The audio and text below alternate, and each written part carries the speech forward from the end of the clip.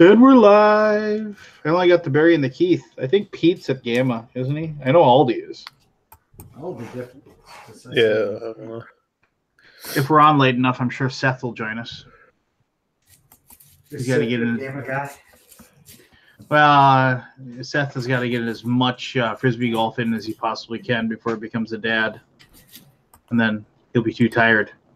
When's Seth due for being a father? Relatively soon. I mean, like I think it's June, honestly. Like yeah. So I could be off on that a little bit, but yeah, right around the corner, and then no going back from there. Your life's over. As you know, it is over. Just beginning. Yeah, as you know, it is over. But yeah. So I can only imagine Pete is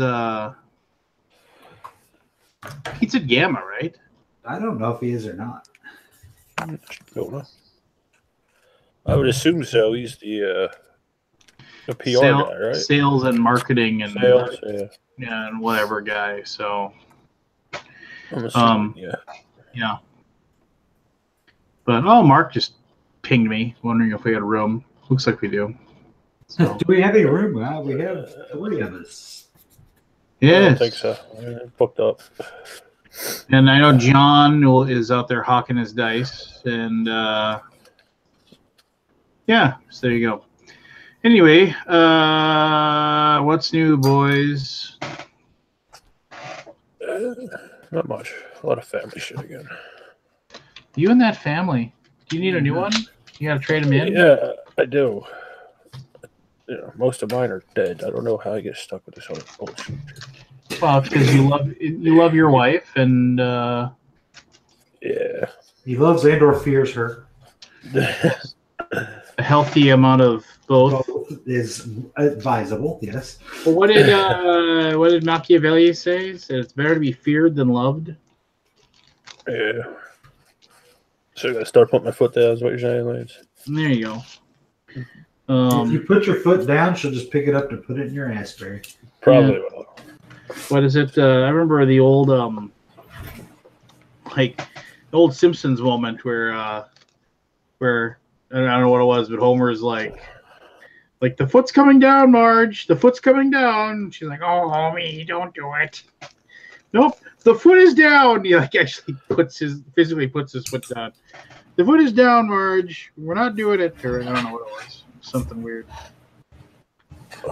I'll say this: emptying out the basement has been both, really nice, but also infuriating. Hello, gentlemen. Is it infuriating because you found 17 games of the same copy that you already own? No, it's infuriating because I know I have stuff that I can't find. So it got picked up and put somewhere. Maybe you got rid of it and didn't realize it. Well, that's possible, but I mean, it's like D&D books that I know I would never get rid of, but I'm like, well, where did I put it then? That kind of thing. The wife wouldn't touch those. She knows better. Well, I mean, knows better. I mean, she knows that's important to you. She wouldn't throw it away by mistake. Yeah, I mean, it's just so it's stuff like that, and it's just I've got another giant pile full of crap that I gotta drive over to my friend who lives in an apartment that I use as dumpster for. So do some illegal, well, I should say, not quite legal waste disposal. Yeah, I used to do it at work all the time. Good evening. Good evening. Hello, Marcus. Yeah, I don't know. I don't know. Anybody got a grievance they want to air? I don't know if anybody's got any. All of my grievances would be about stuff from work that you don't know nor care about. So there's no point in that. Yeah. What was? Yeah, I don't really have anything. I've already complained about most of it. I have a grievance. Lance wasn't with me on the cruise this weekend. What cruise? CruisyCon board game cruise. CruisyCon. What the hell is that? I've never even heard of it. You're not in the cool kids club, that's why. All right, fair. Where is that at? It goes out of Fort Lauderdale, or not? No, Cape Canaveral. Sorry. And so what is it like a? It's a rocket. Yeah, I mean, well, I mean, is it? I mean, what is it? I mean, it's like, is it the whole boat? Is it part of the boat? Is it what? It's a dinghy. People on the boat. It's two guys with a checkerboard in a rowboat. It's actually on the Norwegian Epic. It was a pretty great. I did it last year and did it this year. It's pretty great board game cruise and very affordable. That's what I like about it. No, My way was super affordable. Rowboat, checkerboard, done. Mm. Yeah, but you get a half foot sea in your capsizing. Yeah, but if the guy beats you, you just throw him overboard. Nobody has to know. It's true. I've never had any real interest in going on a cruise. I don't know. I just and then my wife is like totally against it. Like, you know, the idea of being out in the ocean and like, you know, not being able to see land just doesn't jive with her. So, you know, so I'm pretty sure I sincerely doubt I'll ever go on one. You're I don't know. fucking Viking. Yeah, well, no, I mean, it's just, I don't know. It's the idea of like, okay, I'm on this boat, and then it's just like, so now we're like on this boat, and now I get up, and it's just basically a big hotel that you wander around in, basically, right? Yeah. There's a lot of cool stuff to do on them, though. I hear you, Lance. The only urge I had is maybe go up to Alaska, but other than that, I definitely don't want to go down south. I wouldn't Yeah. go in Alaska myself. I think that would be pretty awesome.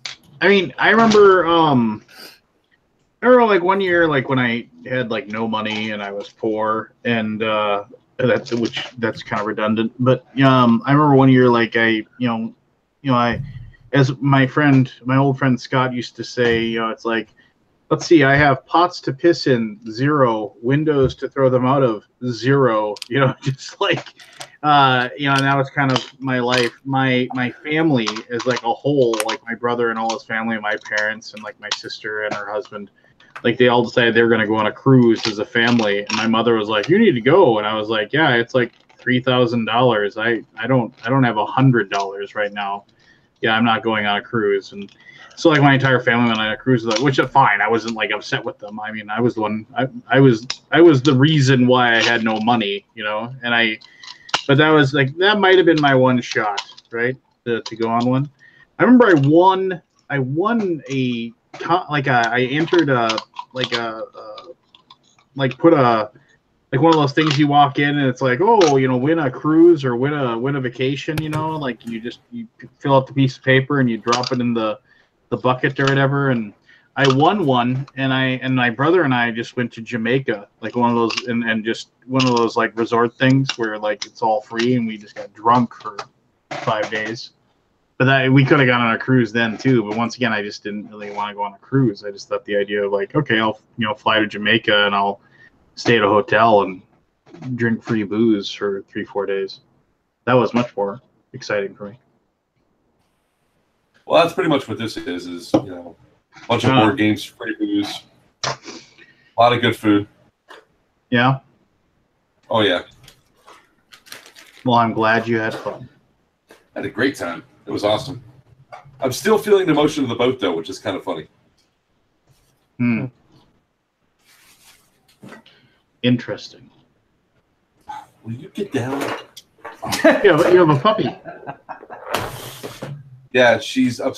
We just got home today, so she is being clingy.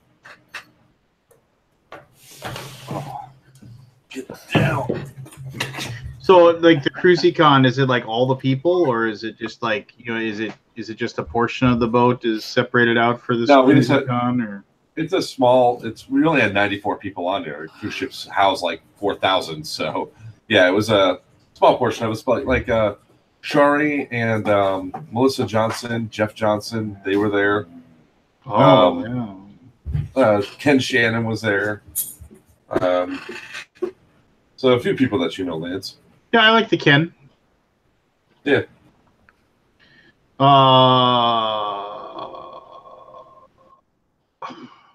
So yeah, there you go. Did your I mean, not to get political, but did your school district take part in the Oh yeah, the walkout thing? oh yeah, big time. Pretty much all of South Florida walked out. Yeah, I don't know. My kids' classes didn't do it, but I think it's retarded. But well, I think it was high schoolers that Yeah. mostly did it. I know Keith doesn't want to get into this, but I think it's stupid to arm teachers. It's stupid to have them have to arm themselves. Well, there was a teacher that shot a kid today. Was this in the news today in California? Yeah, I mean, just because they're a teacher doesn't make them model citizens all the time. I mean, they should be, but it happens. Well, yeah, it's the same thing that happened like with the SRO officers that didn't go into the building. Just because they're an armed teacher does not mean they're going to engage a shooter. True. I'm against arming teachers.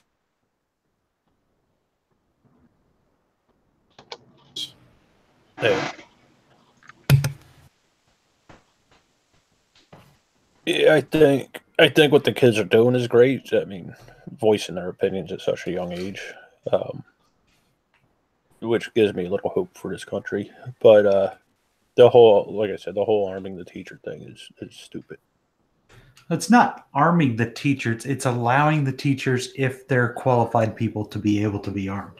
And there's a difference. It's not requiring. It's not we're going to buy everybody Glocks and hand them Glocks. It is if you are trained and licensed, you're not banned. That's what the difference is. I understand. Utah's been doing it for 25 years. 0 incidents. You saw that. Yeah, well, did you see the guy that shot the kid today by accident during a safety lesson? That was a cop. That was a kid. California teacher shoots. I thought it was a California cop that I saw in it.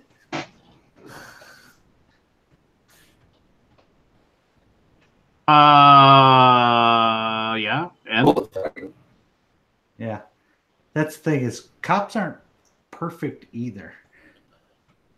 You think? Yeah, I mean, just because they have a gun doesn't mean they know how to take care of it and use it responsibly, or they wouldn't keep shooting themselves too. Yeah.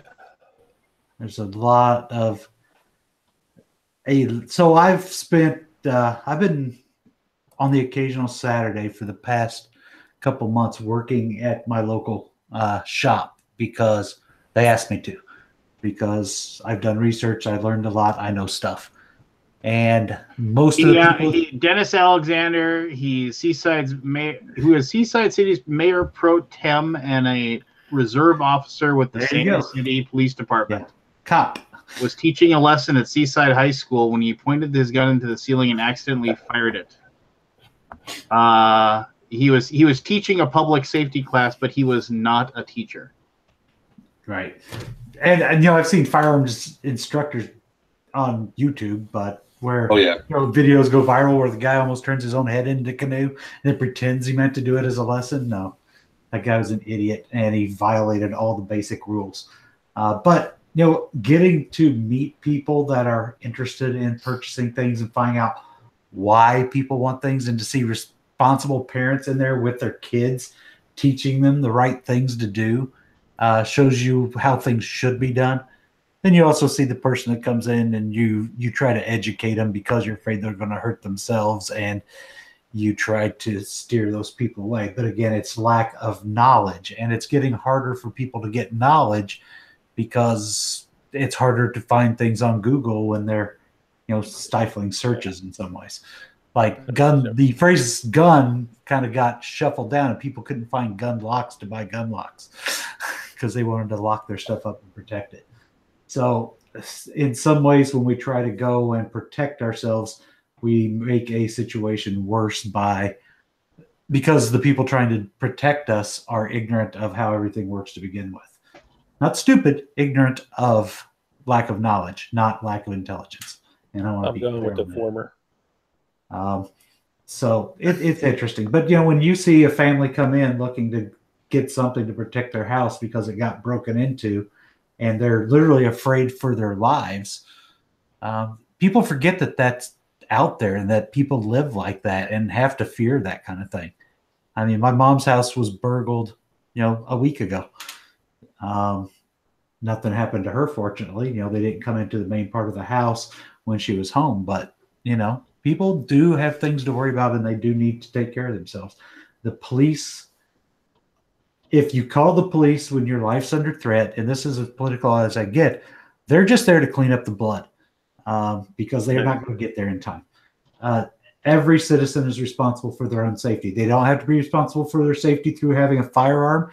It can be through having good security at their house, you know, having a plan, being able to, you know, board themselves up somewhere. Regardless of what you see on Hollywood, you can't shoot a lock open on a door that easily and get into a room. If you have a room that you can lock and secure, you can go and secure yourself, hopefully before the police get there. There's a lot of things you can do. You don't have to have a gun. So there are lots of things, but everyone's responsible for their own safety. Yeah, I agree with you, Keith. But like I said, kids should be safe in school, and teachers should be, for that matter, too. It's a place for learning. I don't think guns belong in schools. Period. You know.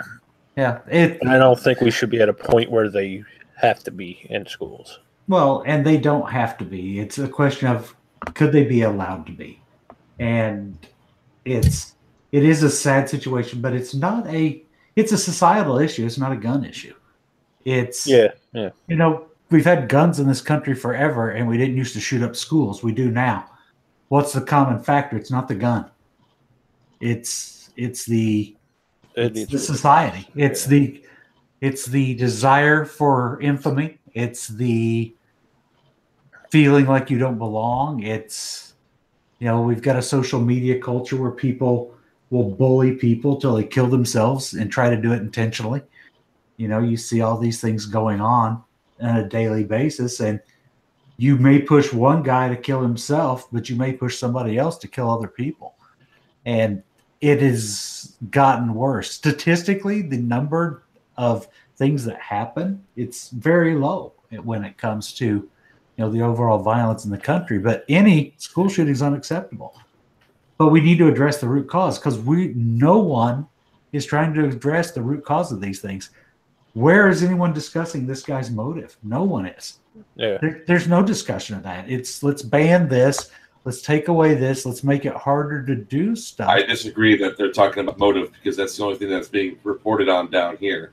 So, but I think in the national news, it's not. I mean, we don't see anything. It's on CNN right now about what was his motives that were on there. If it was a mental health issue or something else, I mean. But what was the focus on right away, Mark? I think is what. And what's the focus been for a month? I mean, there's been very little talk about his motive compared to everything else, and we really need to get to his motive. We really need to get to all of these guys' motives and to figure out what can we do to help, you know? And again, it goes back to a societal problem. I mean, we had guns in school when I was a kid every day. There's 30 pickup trucks in the parking lot with shotguns in the windows, and they weren't even locked. Nobody stole them and nobody shot anybody. The ROTC classes in my high school, they had a not because there was two high schools, but the other high school because the ROTC classes were together. They had a firing range because that was part of their ROTC training. Well, I mean, the local school has an archery club, right? You think bow and arrows aren't freaking deadly? Ask Custer. We're extending the argument there a little bit, but I mean, that's fine though because things change, right? We the world adapts and grows and it's different, and you know the thing about it is that you know I don't know, I don't have the answers, and I'll be the first person to admit that I have no clue what's going on, but I mean.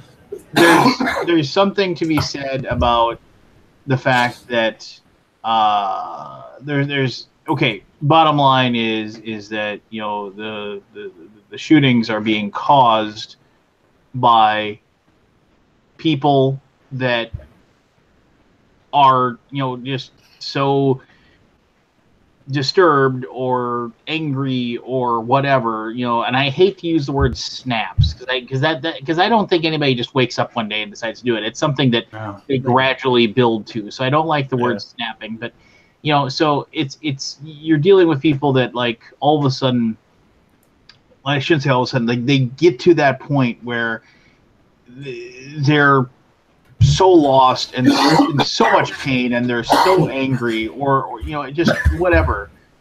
That you okay there, bud? Nope, he's joking. That they you know, they can't function, and they enter into this world where they're just going to either want to die or want to make other people die because they're, you know, I don't know. It's so, and it'd be wrong for me to think that didn't happen before. Like you said, I mean, most likely in the past, these people just killed themselves, right? I mean, they just, you know, they which is horrible and sad and whatever, but I don't know. I tend to think that the glory, whether it's in its infamous glory, but the infamous glory that is given to these people after they're gone, you know, even if it is only for like 1 week or whatever. I mean, here's the weird thing: is like, what was the name of the guy in Las Vegas? Stephen Paddock. Yeah, I mean, see, I don't remember to save my life. Well, I don't remember the name of the kid in Florida. I don't remember the name of the person that shot up that church in Texas. I can't remember his name, but I remember the guy that stopped him. Well, okay, but see, like, the thing is that, and see, I'll put a pin in that because we're going to come back to that in a second. But, you know, so, but everybody remembers the 2 kids in Columbine. I mean, you just, those are the 2 names because that was like the first. Actually, I can't remember their names. Really? I can't remember their names either. Yeah. Okay. Well, I mean, for the most part, that people will remember that one more. So here's the deal. So it's like, it's, you know, the fleeting fame they get is what they want. And here's the weird thing, and I think this is going to start happening, and this is awful for me to think that. I think even the people that are kind of like, you know, the ones that are doing this, I think they're going to start giving up more, because then you're going to be able to stay in the news longer, and you can give your little diatribe, and you can extend your moment in the sun, because I think a lot of them are going to realize that, wow, you're really not getting the, you know, the press or the excitement or whatever. There's definitely the ones that will surrender so they can enjoy it. I mean, there's been a couple of them. Yeah. So well, I don't think this Cruz kid is enjoying his time in the limelight. When he was on the news all day today, his head was down. We thought he was sleeping, or he's just, you know, that's just the way his body was built. Because it's always like this the entire race. Well, I mean, he's probably just. And here's the deal: is that why is he even in the news? Why? I mean, I would. I'll tell you what. No, because they want to catch that moment. You are cutting out. You are cutting out horribly, Mark. So I don't know if your internet went bad or something. So, but, and you can give me your answer in a little bit. The thing is that if we stop glorifying the violence that they do, I mean, maybe that would have. But look at the media. I mean, it was just like, oh, we're just gonna bombard you with it. And admittedly, the media is giving the people what they want, right? If CNN doesn't put it all out there for people to see, then people are going to go to another website and get the information. I mean, I just wish there could be some sort of weird embargo on it, like, and the shooter's name will not be released. They will not be discussed, and we're burying them in an unmarked grave, and we're going to erase them from history. You know, I mean, just happen. So yeah, no, I mean, but I wish they would just do that. You know, so here's where you've got the weird subset, because when you read any kind of like of the firearm related news sites, things that cover, you know, all this type of stuff, which, let's face it, their writing is horrible because they're very, you know, one view. They don't have, you know, journalistic professionals, in my opinion. But those guys in the YouTube channels that cover firearm related stuff, they won't mention the person's name. They refer to them as the killer and the murderer, but they won't say their name because they want to do their part in not giving them press. And I think what a lot of people fail to realize is people look at something like this. So we know, everybody here, that shooting is one of my hobbies. It's something I enjoy doing. I don't think everybody should own a gun. I think most people have the right to and all that. But when these things happen, it sends me into just a state of just deep sadness, because I know what's going to happen. I know what the cycles are going to be. I know that none of them are going to fix the problem.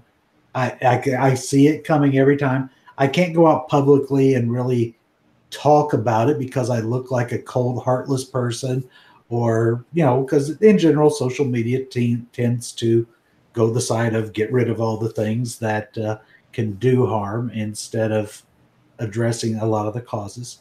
And so it makes me very sad from the standpoint of, here I've got this thing I enjoy. I know how it's done responsibly. I know that 99.9999% of firearms are used responsibly. But we've got this very small subset that's extremely public, extremely horrific when it's used improperly. And it just kills me. And it kills all of the firearm enthusiasts the same way, because we know what's going to happen. We know people are going to want to take things away or make things harder to get. And I'm not one of those guys.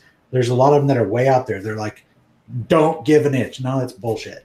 Keep them out of people's hands that shouldn't have them. Don't ban any one thing because it's a tool and it doesn't matter. You're always going to use the best tool that's out there. And when you can't get the gun, you're going to use a car. That's the way it's going to be. And anyone intent on doing evil, and I say this often, that is willing to die to do evil can't be stopped.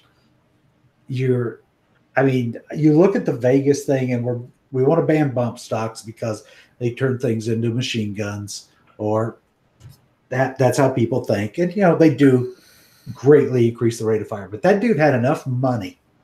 He could have bought a legal 50 caliber machine gun manufactured before 1986, waited the 8 months to get the thing, and could have done way worse because the dude had a huge amount of money at his resources. And the Vegas Sheriff's Department actually released a report with the inventory of what was in his room. Knowing what I know without doing heavy math, I went through the list of stuff that he had in the room. And my estimate that at a minimum, it was $250,000 to $300,000 just in that room in weapons and ammo. Minimum. Because it was all high-end expensive stuff. So when somebody's got that kind of money and that kind of motivation, they can't be stopped unless they're identified somehow early. And if they have no history, I don't know what anybody can do other than just try to minimize it. And it makes me sick. There's nothing I can do about it other than, just try to educate people and teach people the right way to be. Raise my kids the right way. Make sure my kids aren't going down a path. That's all I can really do as a citizen and as a parent, to try to deal with this stuff. And again, it all breaks my heart because I see the same cycle over and over. And those in the green room know my opinion. They know what I wrote to my legislators. So, yeah. But when it comes down to bump stocks, though, those things are just not needed. They're not needed, and so I will not take the standard stance that a lot of people in the firearms community take. Is if you give up one thing, they're going to take something else, and they're going to take something else. When you say bump stocks aren't needed, yeah, I've never had a desire for it. It's just a way to waste ammo and be not accurate. But here's the thing. You can do the exact same thing that a bump stock does with a belt loop, a rubber band, or your finger if you know how to do it. All it does is make it easier. Anybody can bump fire, and it doesn't take a specialty item. But that doesn't mean we should allow them to be sold just because you have another thing that you can do. I understand. But here's the thing. The reason they were allowed to be sold is because they are legal per the definition of the NFA. They are not defined as a machine gun because It fires one round with one pull of the trigger. Yeah, but there's also the common sense factor. And I'm also a gun owner. I have an M4.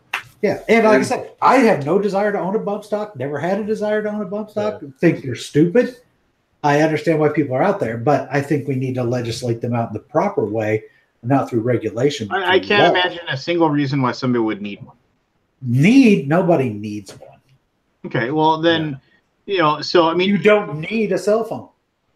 But well, actually, I'm going to call BS on that, because a cell phone is something that is commonly used by business professionals in their everyday life. If you took a cell phone away from a CEO of a company, they would not be able to do their job without it. Yeah, they would. They would. Not effectively. Before the 90s. Not effectively. I feel like that argument is so incredibly asinine to say that comparing a bump stock to a cell phone, like no, it's just I just picked a random item though. It's nobody needs anything but food and water and shelter. Everything else is a want or desire. After that, I'm going to call that. I mean, that is. I mean, Keith. I mean, I love you, but I mean, that's you can't. No, that's a definition, and I don't think anybody needs a bump stock either. But that it comes down to it. Is it legal for me to have it, and am I doing anything wrong with it? Is where a lot of people come. Again, I have no use for them. Never will own one. Never wanted to own one. It's just a waste of money where I see my money just flying down field. It's dumb, but it's been used in precisely one crime. Well, you don't know that. I mean, you don't know if a bump stock's been used in another crime. You used one mass shooting, perhaps, but I mean, for you to just sit there and say that it has not only been used one crime is also, I'm not saying it has, but I mean, I don't think you can definitively say that. Well, it's at a statistical level where none have ever been reported before this. But I mean, the thing is that I hate to extend the yardstick for these things, but I mean, it's just like, well, I mean, why don't we just sell radioactive material to people too? I mean, there's a good chance that nobody will actually make a bomb out of it. I mean, it's dumb. I mean, the thing is that I'm all for freedom and I'm all for that, but I mean, there are, like somebody said just recently, common sense. There's no reason for anybody to own one. There's none. There's no. I mean, you can have your gun. You can have your high-powered rifle. You can go and go shoot whatever you want. I don't think anybody should take anybody's guns away from anybody. But when you start why don't we allow people to have silencers? I mean, it's because they're regulated and they're expensive. But a lot of people have silencers. But a lot of people do. But there's no real reason to have them. Absolutely, there's a real reason to have a silencer. What? What's the so reason? You can shoot without blowing your eardrums out. That's what. Well, that's what. But a headset, like something close, cover your ears. I mean, that does the same thing. Lance, but which one looks way cooler? A giant headset. Come on. How do you pick up chicks with a giant headset? Let's be fair. The reason why silencers aren't allowed is because of the propensity for them to be used in a crime, That's right? Incorrect, sir. No, you're 100% wrong. Well, why? What's the reason why? Suppressors were outlawed due to poaching during the Great Depression. I just said for propensity to use them during a crime. That's what I said. But it was to hide the crime. Criminals don't use silencers, Lance, because they make their gun too big and hard to hide. Okay, but here's so you actually told me I was wrong, then used my definition to say that's the reason why. But no one is using them in crimes now, and they're not illegal, and that's the misperception. Yeah, no. They're not illegal. They're used for hunting in most states in the country. They're a pain in the butt to get because you have to wait for the ATF to get through their backlog to be able to process your application so you can pay your $200 tax stamp. Okay, and so why does silence? Why does the ATF just let me talk? Why does the ATF make you do that? Why is it? Because of the National Firearms Act of 1936. Which was done because people were using them to commit a crime, yes? It was done when the NFA went and tried to grab about everything people had to make it harder for people to have firearms back during the Great Depression and during Prohibition when there was a lot of organized crime and other crime. They threw in machine guns. They threw in silencers. They threw it in short-barreled rifles, sawed-off shotguns. They were going to throw in handguns, but they decided that would probably get the law declared unconstitutional. All right. So when I made my comment about the fact that the propensity, you said they were used. They're not used in crime. I said for the propensity to be used during a crime. That's exactly what I said. So here's the thing: there are thousands and thousands of suppressors out there. They're not being used in crimes. Well, just a quick question. Hold on. I have a question, Keith. I've heard this before, and I figure you would know. Isn't it true that they're pretty much crap? Like all the movies. No, they're very useful. No, so movies are Forrest, wrong. you're right. Forrest is right. Yeah, Forrest is right. They're really not that. They do not make this sound noise. That is not the noise they make. Okay. And they where your ears could tolerate the gunshot without ear protection. So that's it. That's all they do. They are about the loudness of a jackhammer with a suppressed gun. Because part of the gas is still escaping out the other end, and it's still loud, and it can't get rid of all the noise. It's no way silence, even though that's what they're called. Right. Maybe if you shoot subsonic 22 ammo out of a bolt-action rifle, that's going to be pretty darn quiet. You're probably not going to hear that. If you shoot any real caliber, it's loud. It just doesn't deafen you. So when I shoot my rifle with hearing protection on, my ears still ring. That's why people should be able to have suppressors. Are you on the waiting list to get a suppressor? No, because I don't have any dang patience. Because I don't want to pay $1,000 for a muffler. Wow! And wait in months because they're expensive, and that doesn't necessarily include the $200 tax stamp to get the thing. And then if I leave it in my buddy's car, my buddy's a felon. Because unless we do a trust and have it added to a trust. It's a silencer. Oh shit, man! I forgot my silencer in your car. Yeah, and so here's the thing: where silencers aren't used in crimes, and criminals don't follow the law. So if a criminal wants a silencer, he can buy an oil filter and screw it onto his gun, and it will work. So okay, I'm going to back up because we're all over the place here, and I'd like to actually stay focused on something here. Can we all agree, though? Can we all agree that Lance is right? No, yes, we all agree. No, it makes him happy. Oh! Let me know when I can actually talk and make. No, can't talk, Lance. All right, let's just talk over Lance. Let's just steamroll him now.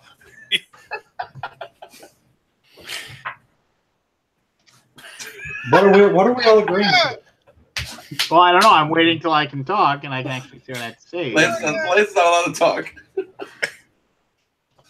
I have teachers that do this at school, and the best is when they have new kids who don't care, and they'll just sit there for like 5 minutes until they finally just lose all their patience and just scream at the kid. When I do that, you need to shut up.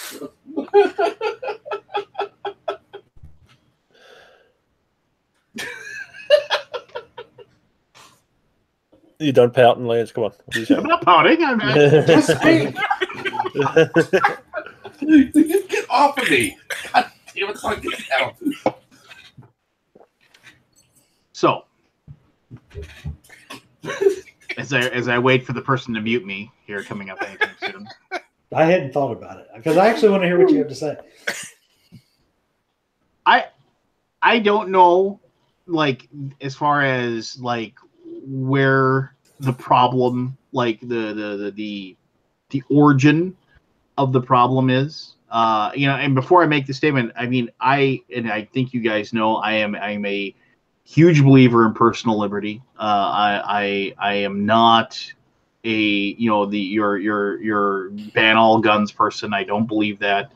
I own a firearm. So I am not in this realm or this world where I think weapons are evil or what have you or whatever. But this is a problem, right? And I mean, I'm all for the people that say, well, it's a mental health issue or it's this issue or that issue or this issue. For whatever reason, we live in a society where guns are glorified and it's cool. I mean, there's a commercial right now where it's it's for sunglasses, right? It's just for like some like military spec sunglasses. I don't know if you ever seen this like infomercial type thing.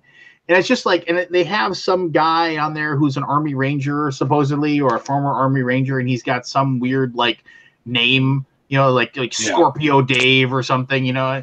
And so it's for sunglasses, but every shot they have is of like some dude not just wearing, or lady, not just wearing the sunglasses, but they've also got the AR-15, you know, and they're like walking around, you know. It's like, why does he have to have the AR-15 in his hands? You know, it's just like it's this quintessential like glorification of how cool it is to be carrying this gun around, and I understand it.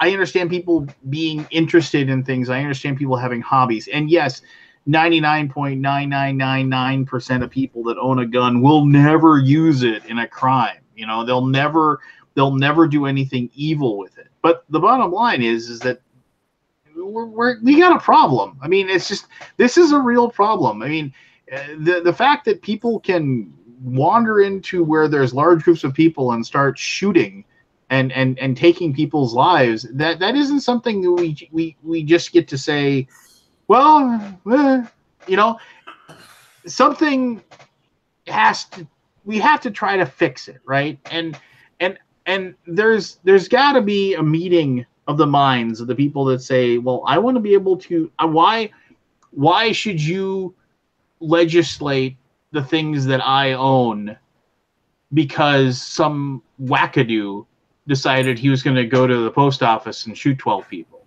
You know, why is that? And then on the other side as well, there has to be some recognition of, you know, maybe it isn't just the fact that he had access to a semi-automatic weapon. The problem is that, you know, whatever, you know, issues this person had, they were misdiagnosed and they weren't given the mental care or what have you that they needed, you know, to prevent this from happening in the first place. And somewhere in the middle, there's something that people have to find, and they have to meet, and they have to do it. And I absolutely detest the stringent people on, I shouldn't say detest them. I don't detest them as people, but I detest the arguments of like the people that sit on both sides that just won't budge at all, right? Because like on one side you have the argument of, you know, it's like, you know, you want to own a gun? Well, go tell the parents of the kid who got shot in the head at that school shooting, and tell them that you want to own your gun. You know, and then the other people are like, you know, it's just like, oh, well, you know, are you gonna ban all cars because somebody drinks and drives and kills somebody? You know, and so you have these dumb arguments on either side that they're making, and nobody wants to find this in the middle. And that's my, as somebody that's in the middle, and I think there's a lot of people that are in this middle part, we just get fatigued by it, and we're just like, screw it, I don't care. And the problem stays the same over and over again, because you know what, in a month or whatever, somebody else is going to bring a gun somewhere where there's a lot of people, and they're going to kill a bunch of people, and it's going to get reported, and we're going to do this whole cycle again, because people are going to be outraged. People are going to go crazy and on social media and on platforms, and they're going to do whatever. And then the people that have guns are going to say, why should I? You know, it's the whole cycle. And then people are going to give up and forget about it, and we're going to come back. And I put a pin in this, and I want to come back to it. That shooting, and Keith is completely right. That shooting in Texas, and I don't want to stress this, or I don't want to keep on this, but remember, the media just gave up on that after 2 or 3 days because it didn't fit the type of news people wanted to hear, because a random guy with a gun came with an AR-15 came and helped solve the problem by taking out the guy with the gun, and that doesn't fit the story, right? You're 100% correct. And that really annoys me, that like we don't. And then if you bring that up, then the argument is like, oh, you're more likely to shoot yourself with a gun. Well, of course, you're around your own guns all the time. Of course, you're most likely. I mean, it's like saying I'm more likely to get bitten by a shark in 6 feet of water. Well, that's where everybody's swimming. Nobody's swimming in deep sea, you know. So I just, like I said, there's got to be something in the middle. People intentionally trying to manipulate the narrative to push their point of view. And right now, the loudest voice is the media, and the media has a narrative to tell.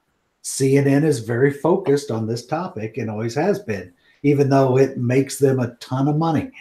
But they're not focused on it to fix it, though. They're focused on it because it makes them a ton of money. Exactly. They're not focused on fixing it, but they do push that, we've got to get rid of stuff angle because it's a good talking point. Whereas, I could go read somewhere in the middle, like, maybe AP or BBC News, something like that, and I get a less. I tell anybody who listens, go to Reuters. I mean, Reuters is like they are traditionally ranked year in, year out as one of the most impartial news sites you'll ever go to. See, I'm the exact opposite. I like to go both ways. Like, I like to listen to the Young Turks. No, what I mean. And then I like to listen to, like, Louder with Crowder. Like, I like to hear the far left and the far right and then base my opinion off of that. I think you're like me in that aspect, for us, because I will read first. I go to CNN to read the news. Then I go to read Fox, and then I know the real answer somewhere in that middle because I know neither one of them. They're basically CNN and Fox News are the mirror images of each other. Yeah, they're yin and yang. And it's NBC and freaking Fox. But anyway, MSNBC. Whatever. Yeah. But anyways, I have something that is, on this time it seems and feels. What happened? Did you mute him? Yeah, you ain't right. Well, revenge is a dish best, and he has no idea right now. None. If he'll figure it out. No idea. But this has been going on. We had a mass shooting like this. Stuff. Yeah. There he goes. We had a mass shooting like this in the 60s. No. Let Mark finish what he was saying. I don't know what jerkwad muted him, but let's let him finish what he had to say. Can I talk now, or am I going to be muted again because people are being jerks? No respect. I know, but this time it's different because now the victims have platforms in which they can actually articulate their stances. We have social media. Like if Columbine happened, the first time it happened was now, you'd probably see a different response to it because of the way social media is and everything else. And also, they hit a school that, let's be honest, is a very affluent school that has higher educated students there, ones that are very articulate, that can speak their mind, and to the point where people are saying, oh, they're coached. Possibly, but I can tell you right now, listening to those students speak, they're not just coached, they're actually really good with dictation skills. They can debate. That school has a really strong debate team. So all this stuff going on, it's a different feel this time when it comes down to it because of the school that was targeted in the way that these students are reacting. We didn't have mass walkouts during Sandy Hook because they're elementary school kids. These are high schoolers. I think there's something, a little bit of change in there. And I'm a gun owner. I have a concealed carry permit. I'm for the Second Amendment, but at the same time, there also should be some common sense stuff that is allowed. And and the politicians say, "Oh yes, we should raise the age to 21 to buy rifles." Okay, fine, whatever. But then they turn around and backtrack on it the next week. Well, do you know why they backtracked on it? Because it's going to get thrown out as soon as it hits the court. Yeah. Because the Constitution says the right to keep and bear arms shall not be infringed. We can't get handguns until 21. I'm an adult at full constitutional rights at age 18. If I can't buy a firearm, I can't exercise my Second Amendment right. That's why they backtrack, because they know it won't stand. They can limit to specific. They can limit to specific calibers. Well, and so because you can still buy another rifle. You just don't buy the 223 or 5.56. That argument doesn't make any sense though, because a 9mm could kill just as easy as a 50 caliber. Well, it can. Yeah, but you could make some arguments that would still give people something to protect themselves, but still limit it. So you take centerfire semi-automatic rifles require you to be 21 years of age. Then you still left shotguns and bolt-action rifles for people for home defense. Now, I could make the argument that the Second Amendment still applies to some level, but you have to see what's going on, because they can't ban handguns. Heller's already said that handguns are the expected most common use for defense of the person. Supreme Court's already said, yep, you can have it. Right. So they're not going anywhere. That's already been ruled upon. So you've got to be careful. You can't strip it. And so, yeah, they saw that the NRA sued the state of Florida within an hour of them passing the new bill. As soon as they started talking about it, that lawsuit was being drafted, waiting to hit go. And in that case, they've got a pretty good chance of winning it because it does, in everything it looks like, go against what the Second Amendment says. And it's whether people like it or not. If the people don't like the Second Amendment, there's a path for repealing amendments, and that's what they have to do. The First Amendment guarantees things, as does the others. Well, here's the problem with that, and you can. I mean, this is a politics thing, but I mean, after I think it was 2006, I think in the Heller versus District of Columbia, when they in a 5-4 vote, they decided that your right to own a handgun was something that the Supreme Court ruled that you have the right to like that person's right to own that handgun was protected. And a lot of people look at that as being a very landmark moment. It is an extremely landmark moment. Since that decision, the Supreme Court has refused to adjudicate on another case involving gun ownership since 2006. I mean, multiple times they've come up and they just won't do it. And almost none before it. What? And almost none before it. They rarely hear Second Amendment cases. And I believe there's a big reason why. Because they know if they hear the case, they know what they will be forced to do, and they don't want to do it. Well, the thing is that repealing an amendment is ridiculously impossible. Let's not just say there's a way to do it. Political climate, it is. However, that is the Constitution. If you don't want to follow, you have to. Okay. We did it with alcohol. Yes, and that's the last time we have. Well, that's the only time we've repealed an amendment. Yes. So don't tell somebody, oh, see that path over there that one person has successfully walked down in over 200 years. That's how you're going to take care of this problem. Bullshit. I mean, excuse my language, but I mean, you can't tell somebody that's how it is. That's as bad as once again, nobody can meet in the middle because somebody's saying that's the way to do it. That's crap. I mean, well, hold on. Why don't we look at this another way too? Why don't we just say what it really should be is that you're not really an adult until you turn 21. Well, because you can't be in the military. Yeah, you can't be in the military. You can't live on your own because that's your kids. You can't. I mean, it's already dumb. I mean, in my opinion, this is my libertarian aspect. If you can go somewhere and get shot for us, you should be able to have a beer. Yeah. I'm a firm believer that if you're in the armed forces and you're 18, you can get your Army ID gets you a beer wherever you go. I mean, it's just. I mean. If you're not in the armed forces and you're not 21, then no, you don't get any. But I do believe that.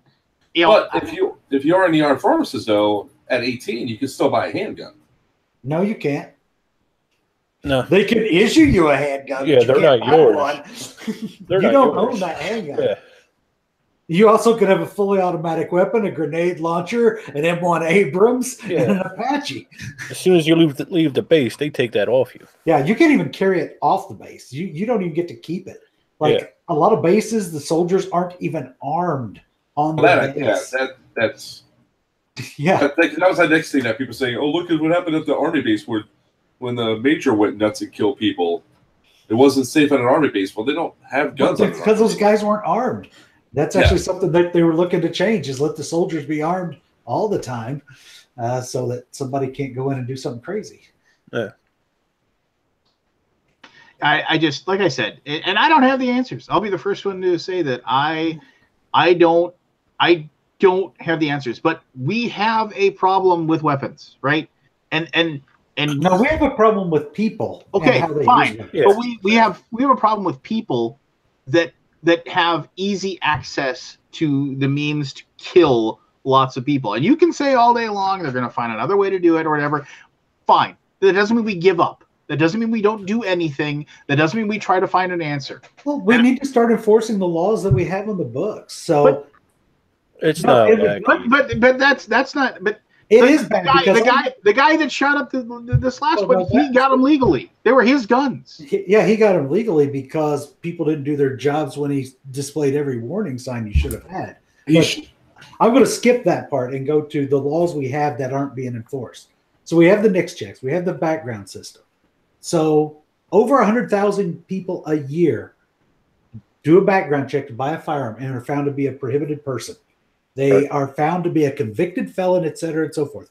Do you know how many cases a year the ATF prosecutes for trying to illegally buy a gun out of 100,000? It's going to be low, I'm sure. 50.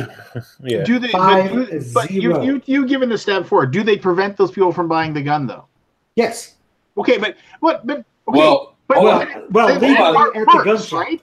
No, not all the time, because sometimes they get through the provision by going to a gun show and buying a gun and doing it as a private sale. Yeah, they just go buy. I'm a big believer in the fact that you can't sell guns at gun shows anymore. I'm pretty sure. I mean, I'm from Indiana, and obviously my experience is in Indiana for the most part, going to swap meets. But I could get a gun, no problem, going to a swap meet. And not talking about a gun show, but I live out near Amish country. I could buy a gun. Like I go to swap meets and I could get semi-automatic guns, hunting rifles, handguns, and it's all just money over the table. You know, and it's not that hard to get a gun.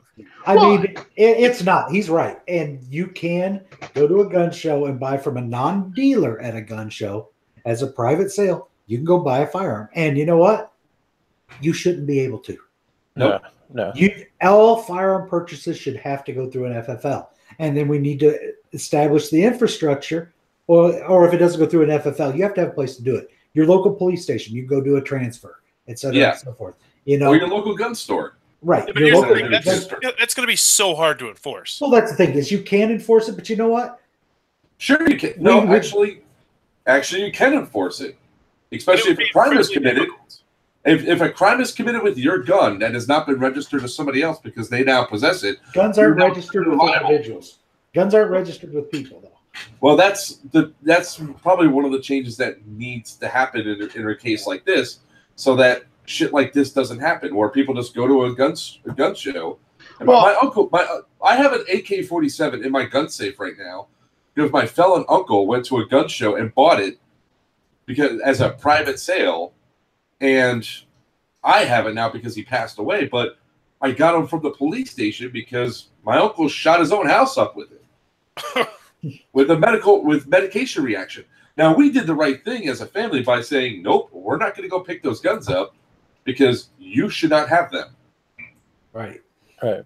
And that is the right thing. But that's what you're right. It makes it's going to be extremely difficult to enforce. But guess what? It doesn't mean we can't at least put it out there. So if you make it so only licensed dealers can sell at gun shows, hey, guess what? There goes all of that crap, right? Yep. And you put the restrictions on it. I'm okay with that because it is doing the right thing. It's not denying anyone who can lawfully possess a firearm. It is a good idea. Whether it's hard to enforce or not, or some are going to get through the cracks. Yeah, just like people buy crack and methamphetamine and cocaine, some stuff gets through the cracks. But if you can stop the majority of it, or at least make it harder to do, or make states mandatory report to the federal database that the people are felons. That's the other problem. The person's been dishonorably discharged. The Army just updated 70,000 new people that have not been on the list before because they were quote unquote backlogged. Right, and that's the other problem. We have laws that can do a lot of the job, but we're not doing them because states aren't reporting to NICS. The feds aren't prosecuting people that try to buy the gun. Then when they get denied, they'll go do something. Going back to guns are not registered. When I bought my gun, it was registered on that background check. Right. It's on the 4473 form. That is kept by the gun shop. It does not go in with your background check. Right. And so it's not kept with it. And with all the crimes and everything that are going on with stuff like that, it almost should. So it's traceable. And here's the thing. So I've learned a lot because I've been working on the side just on the weekends in a gun shop doing some background checks and other stuff, helping out. And so here's what you learn. You fill out 4473. Certain information on that 4473, basically your personal information, who you are, your physical characteristics, where you were born, your social if you provided it, your date of birth, that gets sent to the FBI. They look up your name and they'll say, okay, no criminal history, proceed. Or, hey, this looks like it might be somebody that has an issue. We have to look into it. Or, hey, we know you're a piece of crap. You're denied. Keith, so, I got a question for you real quick before you move on. Are you telling me it's not required to give them your social to get a gun for license? That's correct. Social is optional. Crap, but that seems like a bad idea.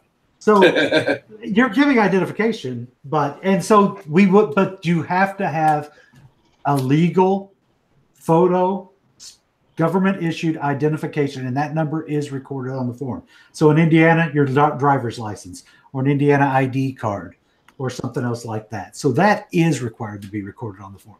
SOCH is an optional thing because some people don't want the local gun shop having their social security number on file forever.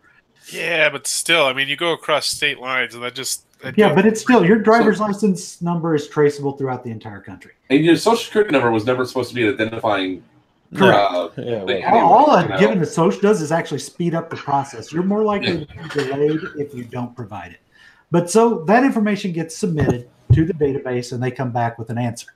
If it's delayed, they give you a date that you can come pick it up at that point, and that's something maybe we look at. But I've been delayed. It happens to me. My name, Michael Collins, is not an uncommon name, and so I'll get delayed. Wait, your name is Michael? Yes, we've discussed this how many times.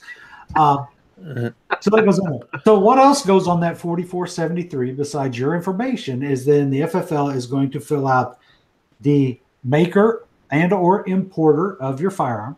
They're going to record what the model is. They're going to record the caliber, the serial number, and the type of gun, whether it's pistol, revolver, shotgun, rifle, etc.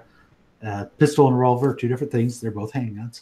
So they're going to record that information, and they're going to keep that form for as long as they are in business. Now, somebody does something stupid with a gun and it's involved in a crime. What happens? They look at the gun and they say, oh, this gun was made by High Point. Okay.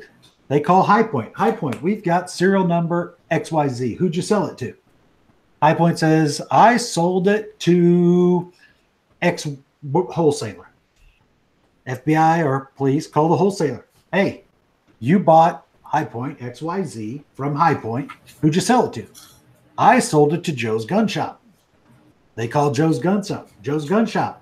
You sold High Point XYZ. Who'd you sell it to? It was used in a crime. I sold it to Joe Smith. So then they go to Joe Smith's house. Hey, you bought this gun. It's been used in a crime. We're going to arrest you because you probably shot somebody. No, I shot that to Phil. I sold that gun to Phil Smith. Oh, do you have a proof of that transaction? Nope. And that's where the background check protects the seller if they do it. So that's how guns are traced, is that way. It starts with the manufacturer, traces down to the point of sale. If that gun shop goes out of business, they have to box up all of those 4473s and mail them to the FBI. And so they're kept that way. But that's how firearms are traced. That's how background checks work. So yeah, there's a lot of room for improvement in the system. There's no doubt. It's a lot better than the system we used to have before 1986. You could go into a hardware store and buy a machine gun.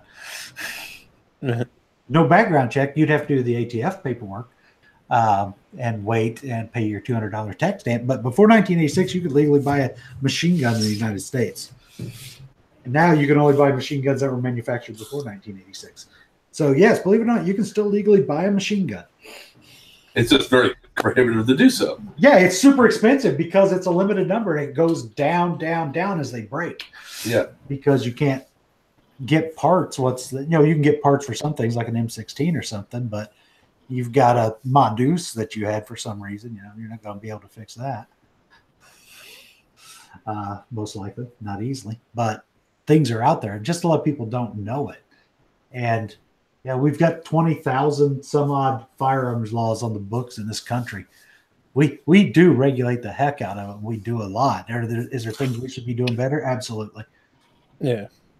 Well, I think education is like, I think there should be a yearly certification for guns. Yeah. And that's where you start running into this whole thing. And so I will say, Barry, I agree with you in principle and in sense. I think anybody that, so I'll use the example of a carry license. So you have a right to keep and bear arms. You don't necessarily have a right to carry it in public, at least not per any current rulings. But a lot of states require you to go through training, some kind of at least minimal class, et cetera, and so forth, before you carry a firearm. It's not a bad idea, right? Because just so you don't hurt your freaking self because you don't know shit. Because there's a lot of people that don't know shit. You know, they come to buy their first gun. If somebody tells me they're buying their first gun, and if I'm in the shop, even if I'm in a shop shopping and I hear it and I don't hear somebody teach us something, I'll go up and interrupt and give them some advice, you know. And you've got your basic rules for firearms. It's every gun is always loaded. You're right. You'd never point a gun at anything you don't intend to destroy. Yeah. And you have to be aware of what's behind whatever you're going to shoot at, because you're responsible for every round that comes out of that thing. Right. And, you know, you follow those basic rules. You're not going to shoot yourself. You're not going to shoot other people unintentionally. And you're going to have a long, happy life. Where you get people that argue is like, I don't need a permit to speak my mind, to use the internet to talk about stuff on Facebook, whether it's true or not, whether I'm doing it responsibly. And, you know, I can make the argument that people say, well, using free speech doesn't hurt anybody. I'll disagree with that all day. You see kids getting drove to kill themselves and hurt others based on things that happen on social media. You know, words do matter. So freedom of speech goes so far. We don't regulate it through licensing. We shouldn't. I think firearms should have a difference there, but that's where you're going to hit the resistance, is because people are like, it's my right. You can't make me pay to exercise a constitutional right. And that's where we struggle, because it is a right, just like free speech, due process of the law, et cetera, et cetera. Right or wrong, that's what it is. You know, whether it's the best idea or not. That's the world we are in. So we do need to do better. We need to enforce our laws. We need to teach people the right way to do things. But right now we're living in a society where, you know, channels that are actually educating people on firearms on YouTube are getting taken down, at least temporarily, as people launch attacks on them because they hate guns so much that they drive that down. What that does, it decreases knowledge. It decreases training, because you can learn a lot that way. And it makes people dumber. It's not going to stop people from going out and buying a gun, but it might keep them from getting educated about it. So you've got to be really careful, because knowledge is very important when it comes to dealing with things that are that dangerous, just like using a car. It's half the battle. It is. With 25% red lasers and blue lasers. So, you know, sorry, you guys got me rambling on this. It's something that I've kept pent up for a month to the day right now. Let it out, Keith. We all got our things.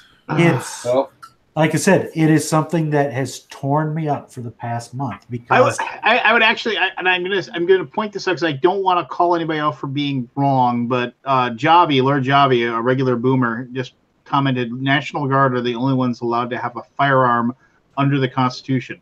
And that might be correct from like the original Constitution, but that's what like the amendments. No, that's not actually how modern interpretation of, or that's not the framers' interpretation of the Second Amendment. So, and I'm going to read the Second Amendment. It's from memory, but the Second Amendment says, "Oh, jeez, here we go." I'm going to get into it, but you've done it. It's a short one. A well-regulated militia being necessary for the security of a free state, comma, the right of the people to keep and bear arms shall not be infringed. It's not the right of the militia. It is the right of the people. Let's just stop right there, because neither you nor I, than Javi, than anybody knows exactly what the intent of those words were when they were written. Nobody do if you go and read what the framers wrote. Let me finish. Let me finish, please. Nobody knows. And plus, the thing is that now we have many hundreds of years later, and the world changes, and the world is different. So the definition that was in place that many years ago isn't necessarily the definition. What does matter is that one of our three branches of our government, the Supreme Court, made a ruling in 2006 that interpreted the Second Amendment as the private citizens having the right to own firearms. That's all that matters. And that's another thing. I hate the argument about the Second Amendment. The Second Amendment means this. Second Amendment means this. Second Amendment means this. It meant this. It meant this. It meant that. It meant this. It doesn't matter. It doesn't matter. What matters is when they made the ruling in 2006. That's what matters. And you can have a problem with that ruling, and that's fine, and we can discuss like that decision, but it's not even relevant anymore, right? I mean, it's just I don't know. I think constitutional history is important, and there were writings by the framers of talking about what went into the discussions that they wrote with their own words. And, it was a big fight. And the reason the Second Amendment was added to the Constitution was because there was a debate on whether or not the country would have a standing army. And because a lot of people didn't want to have a standing army because it just escaped a tyrannical government that used it to oppress the people. So maybe we shouldn't have a standing army. And they were like, no, we have to have an army so that our country is secure, because otherwise Great Britain's just going to come take us back. Well, if we're going to have a standing army, then the people need to be able to defend themselves and rise up in the event that government does to us what had been done to us before. Okay, and that's fine, right? That's fine. Yeah, I'm not going to argue that. But it doesn't change the fact that it doesn't matter what the framers of the Constitution meant by it. It doesn't matter what definition of militia or people is. What matters is what the Supreme Court decided in 2006. That's what matters, because eventually, because even if you brought me a piece of paper that said that was signed by George Washington and everyone else that said, you know what, we didn't want people to have guns ever. I hope you find this 200 and some years ago after kids start shooting up schools. I mean, even if you found me that and you authenticated it, it still wouldn't effing matter, because what if it was notarized? Yeah, it wouldn't frickin' matter.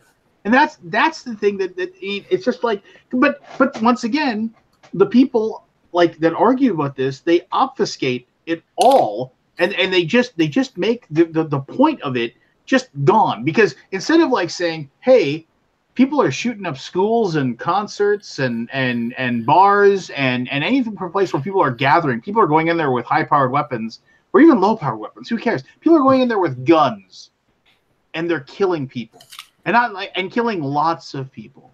This is a problem. This is something we should try to figure out. Well, what did the Constitution mean? Shut up. I don't care what the Constitution meant. We have people going places with guns and killing lots of people. And it's happening at an alarming rate. But it's not just guns, though. They're using a lot of other things besides guns to do it. You know that you. Hold on. Mark, you know how many. Okay, yeah, go ahead. It's more than just guns. It's a mentality. That's where the bottom line problem is. Okay, fine. It's a mentality. Mark, I got a question. Yeah. Was America by itself the only country that has that mentality? No. Well, then why do we have all these issues? Well, I understand it's because we have other countries have these issues too. Yeah, we just don't know about them. We have substantially more, though, but we also have substantially more guns and more people than most. Yeah. But to build on what Lance said, I think we need to look at other countries. I mean, to find the middle ground. And I know that's not going to work the same because we have so many more guns. But I don't know what else we could do. The problem is that once you even if all guns were banned, if somebody has intent to do a mass casualty event, They're going to do it in other ways. And even look at the Boston Bombers. They did it with pressure cookers because they couldn't get guns. Okay, but how many pressure cooker bombs have there been? Boston just had. Hold on. Boston just had 4 bombs go off in the last 10 days. Okay, so don't tell me that there's not. Okay, but how many of those were pressure cooker bombs? I mean, it doesn't matter. It doesn't. No, I mean, but here's that. But once again, we're just people want to spout off. It's like, well, they're going to use a car then. Well, what you can stand people? Here's the thing with guns: you can kill a lot of people, and it's not premeditated. Like you just can snap and you kill a lot of people. And yes, you can do that with a car, but and it's happened with a car. Yes, it has. In the last 9 months? I know, Dees, all that stuff. So I'm just saying, but the problem that boils down to it is the guns are the tool that are being used in the hot button issue that people are looking at. Because guns are easy to use for that purpose, and we glorify gun violence. We glorify the use of guns. We make it cool to use them. And I'm not saying that we need to get rid of all these things, but I'm saying we have a weird propensity towards glorifying it. And you know what? I'm just as bad because you know what? I really like. I'll go and watch John Wick or whatever, and I'm like, that was really cool. He shot all those guys in the face, and I think that's cool. That's what I say when I watch it. I'm like, oh man. Yeah, I'm just as bad as anybody. I can sit there and play Call of Duty for hours and you know what? The vast majority of people that are gonna go and play these video games and that are gonna go and watch these movies and TV shows and whatever are never gonna shoot anybody. They're never gonna want to shoot anybody. They're never gonna want to do anything. And I'm not saying that's the problem. What I'm saying is that whenever and when it happens again, because it's going to happen again, whenever and God help me, please don't let it happen anywhere near me. And that's really self-serving. I mean, I don't want it to happen at all, but I mean, that's what the thing is that I think about it. Every time I drop my kids off at school, I always just think about it, like just how inexplicably awful that would be if it actually affected me. And the thing is if all of you actually stop and think about it, that's the things that it scares the hell out of you when you think about it.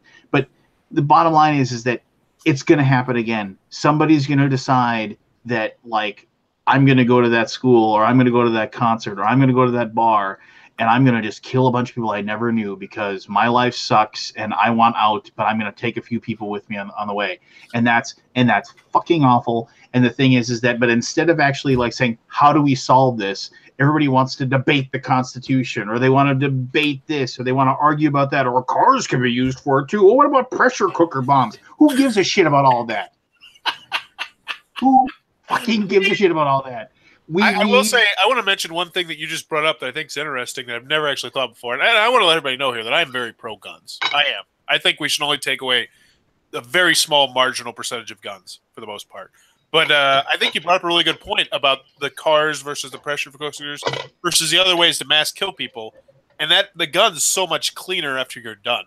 Because most of these people are cowards and they're going to kill themselves afterward. They're done. I mean, obviously the Parkland guy, I don't know what the hell his deal. He did not. But most of these mass shootings seems like ends with them dead most of the time with a bullet to the head.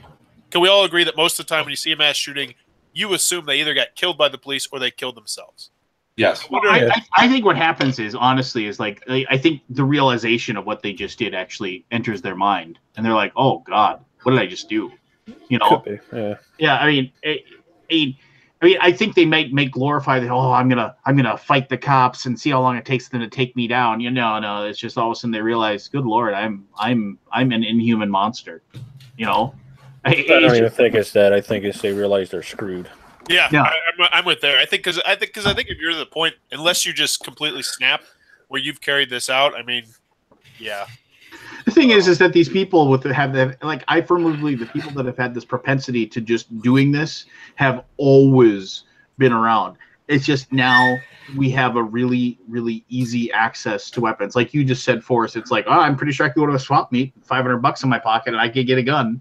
I think, dude, weapons used to be easier to get than they are now. Yeah, I don't think that's. You said, Lance, I think it's our mentality. In 64 or 5, we had that mass shooting in Texas. You didn't hear anything about that again until the 90s on that much of a scale. But in the meantime, certain words entered our vocabulary, like blow it up, kill them, stuff like that. You see shit on the TV where they're shooting people and they just stand up and walk away and shit like that. I think it's a social thing more than the availability of guns, because you could always get a gun in this country. I think that the problem has got. I think the problem that has come on is our society has degraded to the point with social media and everything else that we have dehumanized each other. And the biggest problem that we have within this country, like with people like this Cruz kid, is he didn't see people as people. He wanted to be famous in the worst way possible. And he didn't see that as another human being. He just saw that as another way for him to get famous, or somebody that's picked on him, somebody that's bullied him. There's all these things that are coming up, and it's boiling down to mental illness, violence, and, you know, our disassociation with each other. You know, it's something that's only going to get worse as we disconnect from personal interactions. I think it's going to get more problematic. And that's why we're seeing more stuff come up. With social media on the rise, we're going to see more issues of this because more people are just sitting in their houses inside a room instead of sitting in front of a table talking to somebody. I think you bring up a really good point, Mark. I mean, I've worked with kids for the last 10 years, and I've definitely noticed it. It's just, I completely agree with you on that aspect of it. Most of them want to get famous, and if that's the only way they can see to get famous, I think it's a really interesting point. Like when I was on the cruise, the first day of the cruise, it was kind of interesting because it's like one of those things of you're sitting down next to and interacting with total strangers. And it's at first it could be a little jarring if you're just not used to it. But then here you are, every time that you're going to a meal or something, you're sitting down with somebody talking to a total stranger that wants to interact with you in a positive manner. And we're not seeing that online. Well, it's really hard to do. I mean, it's not, I wouldn't blame it on the kids. It's just as technology is increasing, because I know I have that issue. I really do. This is really easy for me. But if we were all face to face, it would be much more difficult for me. I do have issues with that. I come across as an extrovert. My wife calls me an extrovert, but it comes right down to it. Having a one-on-one conversation with someone, unless we're talking about, I don't know. I think it's only harder for the kids. And I don't think it's necessarily their fault. It's just the way. Environment. Yeah, I mean, their environment. I think it's a good point, though. And it's also kind of interesting, too, if we go into that aspect of bringing people back together. Our hobby actually does that quite a bit, bringing people back to the table and getting them offline so you can have that personal interaction. Yeah, but our hobby is very, very niche, very, very small. I mean, I'd be curious I agree with you, but I'd be curious to know what percentage of mass shooters over the last 15 years across the board were in our hobby. I think that'd be really fascinating to know. It's such a small data pool because it's such a small subset of things that, you know, there would be very little to no data on it overall. Oh, well, yeah, technically it's impossible to find out, but still interesting. Well, technically, the Vegas shooter was a card player. Yeah. We're all bad apples. So, overall, the thing that's a missing thing is based on the FBI numbers is violent crime has actually been on the decline for the past 20 years. Yeah, but these mass shootings, they predict, is going to get worse. Well, the thing is, the mass shootings are the outliers. They're not a statistical part of the thing. When they happen, they don't push up the overall numbers that much. You look at just rifles as a category. For the last year, the FBI reported statistics. Rifles, period, not AR-15s, rifles, period, were used in 240 some odd murders total, which is, and handguns, 15,000. Yeah. Rifles harder to carry around without being exactly. It's not the tool of choice for murder. It's the tool of choice for the mass murderer. Yeah. But these people aren't worried about getting mass murderers. Right? But not all mass murderers use a rifle. Some of them use handguns. Some of them use pressure cookers. Some of them use trucks, like in France. Like 60 people killed with a truck running over people in France. And I want to address a couple other things that, like, I know, like, some people have mentioned, like, in the chat and whatever, things like that. So I also have a serious problem when anybody compares the United States to any other country and says, "Well, this country seems to have no problem." Well, you know what? First of all, one crazy, so the Olympics that nobody watched recently. I watched it. Well, just it's a joke, Mark. Just go along with it. Anyway. No. Go along with my Olympics there, Lance. So the biathlon, they combine skiing and shooting, right? So the biathlon athletes, North Korea, like if you own a gun in North Korea, you can own a gun, but you have to keep it at the police station. And you go there, you check out your gun, you tell them what you're going to be using it for, and then you go and go target practice or whatever, or hunt or whatever you're going to do, and then you have to return it like the next day. Like you check out the gun and they're like, and if you don't return it, you're in big trouble. They come and find you. Just why didn't you return your gun? So. It's because Kim Jong-un doesn't want to get shot. Is that North Korea? That's South Korea. South Korea. That sounds like Japan. Yeah. So here's the deal. So they had to go and they actually made, I believe, if I remember correctly, they kind of made a police station safety house basically in the Olympic Village, so the biathlon players could have their guns there. They go check them out. But anyway, biathlon guns, scary guns, man. But it's still I don't know what the total is, but they still had 200 and some murders committed with guns, and not from people checking them out either. It's just illegal guns in South Korea. I mean, it's one of those things where it's people who want guns will eventually just get them somehow. You know how many guns we left behind when we packed it out of South Korea? Well, yeah, we just killed 100,000 of them recently. I'm sure they're all in perfect working order and in people's closets. But guns last forever. My point is that that other countries they don't have the millions of guns in the private sector like we do. Other countries don't have the population. I mean, with exception, of course, like India and China, they don't have the population that we do.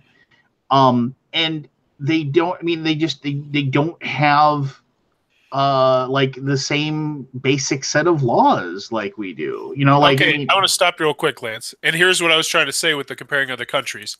I understand that if we put those in place, they would not do much initially. But if we combine those with restricting the amount of guns made, then eventually we could slowly whittle down how many guns are out there in circulation. I agree with you, but what do you do to all these companies that hey, I'm in business. I'm in business for 45 years. I make weapons. I make ammunition. I employ 1,500 people, and all of a sudden now you're going to step in and say, sorry, you can't make any more. Oh, you tell them tough shit.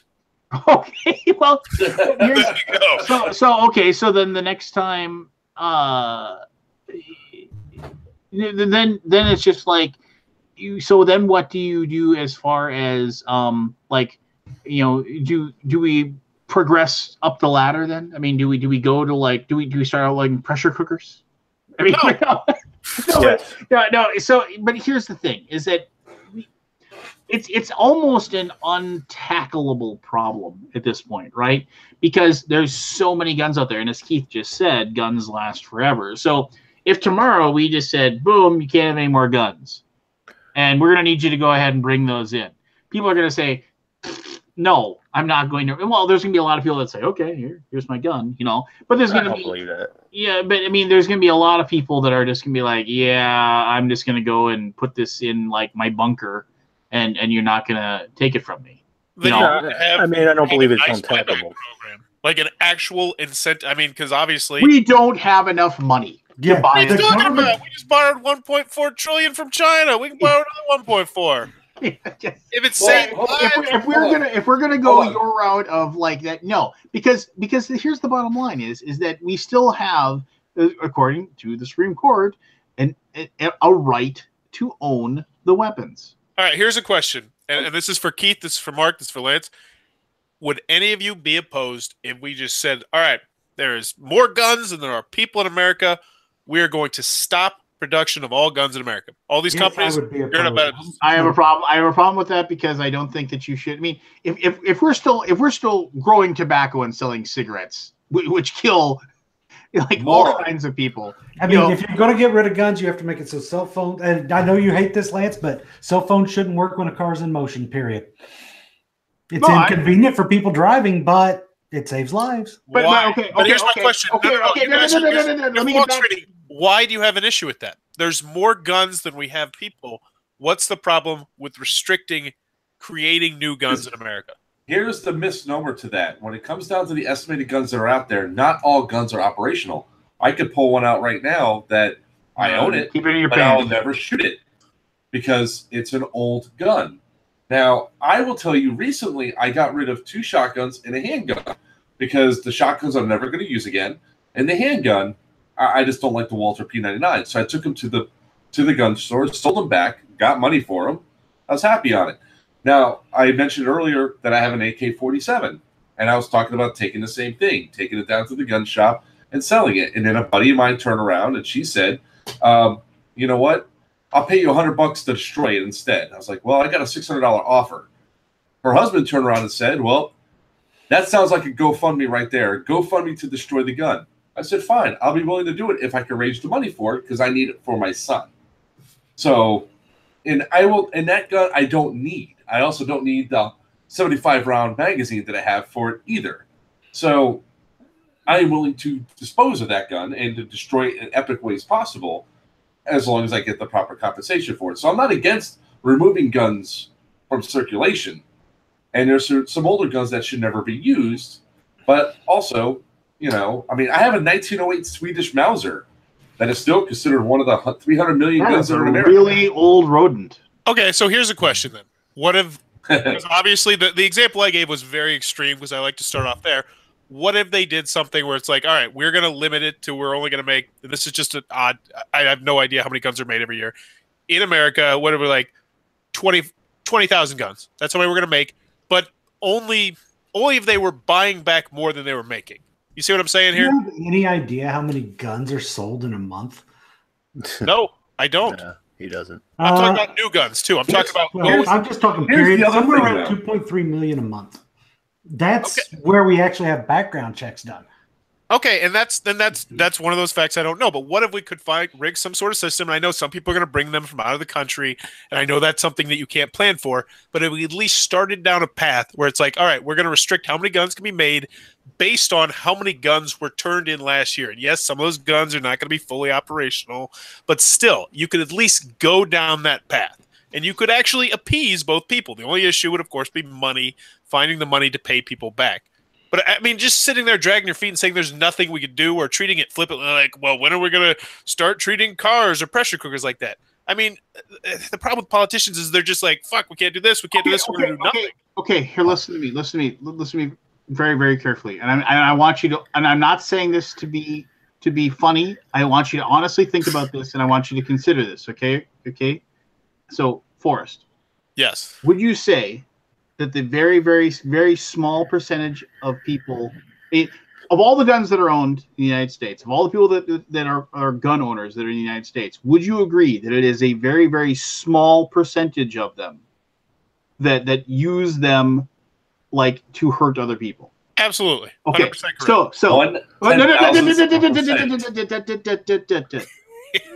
Forrest, would you agree that of the millions of people that use marijuana in the United States, a very, very, very small percentage of them ruin their lives by doing it? Yes, absolutely. So we should outlaw both marijuana and guns then? No, that's not what I said at all, Lance. Did you saying you keep your guns. It's always about the weed with you. Just put a choke on how many guns are made based on how many guns are turned on. So we should put a choke on how we should stop all the legalization of marijuana now. Oh my God, Lance, get off the topic. All right, you're completely smoke bombing right now. What I'll go back to it. What is the need to restrict the number being made? What does that accomplish? Because we could get on a path where there's gradually less guns that are going into circulation and more guns being turned in. Why do we need to get there? Because the less guns around the country, the less likely there's going to be a shooting. No, because if you've got a motive, there's still going to be guns. Yeah. You're still going to get one. Yes. You're still going to shoot. We have millions and millions and millions of guns, and millions and millions and millions of guns aren't being used in shootings each year. And here's the thing: why do any of you have a problem with this? I'm just saying because I like new shit gun, that does shit differently. That's fun to do stuff with. No, but here's what I'm saying. I'm not saying take away the guns from people. I'm saying have it as a realistic option where we're actually going to pay you back some real cash, and the only people you're hurting are the people that make these guns. All right, fuck them, they're in business. Forrest, because here's what's going to happen. What's going to happen is the only thing that's going to happen in the short term is that you're going to do a whole ramp up of gun sales anyway. People are just going to start buying it because people think that they're just going to sell. Well, let's say you go through and you do what you're talking about. First off, we need our gun manufacturers to be able to also produce guns for the military. And as big as these gun manufacturers are, a lot of their stuff is subsidized by private sales. So most of it is subsidized by private sales. Yeah. So if you're just going to go ahead and take through, you actually hurt the country by taking it away for our military. But I get what you're trying to think. I get what your mentality is, where you're like, man, if we get rid of some of the excess guns that would be out there, there wouldn't be nearly so many guns. I think the estimation, Keith, you could correct me, it's like 1.2 or 120 million people own guns. Probably more. Yeah, well, I think it was the last estimation. Or households own guns. Yeah. But most of the gun owners are multiple gun owners. Like, I have 12. And people go, oh my God, there's so many guns. It's like, well, I have 222s. I have a couple, several shotguns. I have inactive guns. It's as soon as people hear how many, oh, you're a gun nut. I was like, no, I'm about sensible gun control. But the fact is that, like Keith said, I like to go out and trap shooting. So I have two different guns for trap shooting depending on where I'm going and how I'm doing it. I have a gun for hunting. I have a gun for boar hunting, which I use my AR-15 for, because. Wait, Mark, AR-15s aren't used to hunt. We use it to mass kill. We use them to mass kill pigs down here in South Florida. Yeah, I want to make one counterpoint to what you just said, which is I believe in the next 15 to 20 years, guns are going to be completely obsolete for the military for the most part. Unless in most situations. No, we can do a drone. A drone is 100 times safer. No. It's not. No, it isn't. You still have to have people on the ground to take whatever objective you need. It has to be done by boots on the ground. Yeah, exactly. You need a lot less guns than we used to need. Mo! What's up, fellas? No, we just have fancier guns than we used to. You told every they were killed by a drone at their seat. All of you be quiet and say hello to Mo. Mo hasn't been back forever in the day. Yeah. Oh, I got to tell Mark something, though, because he talked about doing something. I want to make sure he doesn't do something bad when he's doing it. Oh, jeez. Okay, go. If you destroy the AK, don't just cut the barrel off like some people. No, that was dumbass move. No, we're going to do it in a way that is going to be epic. We're talking chippers. I even have a salvage yard here that has the professional grade ones. Yeah, it's going to be totally rendered inoperable and destroyed, but it's going to a good cause. Yeah. So it's going to my son in the hospital district. We got hit with a $2,500 medical bill we were not expecting right now. So it actually should have saved some money and not got on that cruise. I paid for the cruise over a year ago, asshole, and you're the third fucker to say something and it's pissing me off every fucking time. It is the first vacation my wife and I went on in the past 5 fucking years. I paid for it a year and a half ago before my son's diagnosis. Go fuck yourself, Lance. I think he deserves to be punched for that. Lance. Holy shit. Oh, I'm just saying, I mean, we at least need to be talking about some sort of solutions. And I think 100, 200 years from now, if we went down on that path, there'd be less guns. So we make 2 million guns a year, and we take 2.1 million guns off the street. Eventually, there's going to be less. Slightly less, even. But Forrest, it's not even a matter of that. In the particular case of, like, Cruz, for example, the red flags were there. Nobody followed through on it.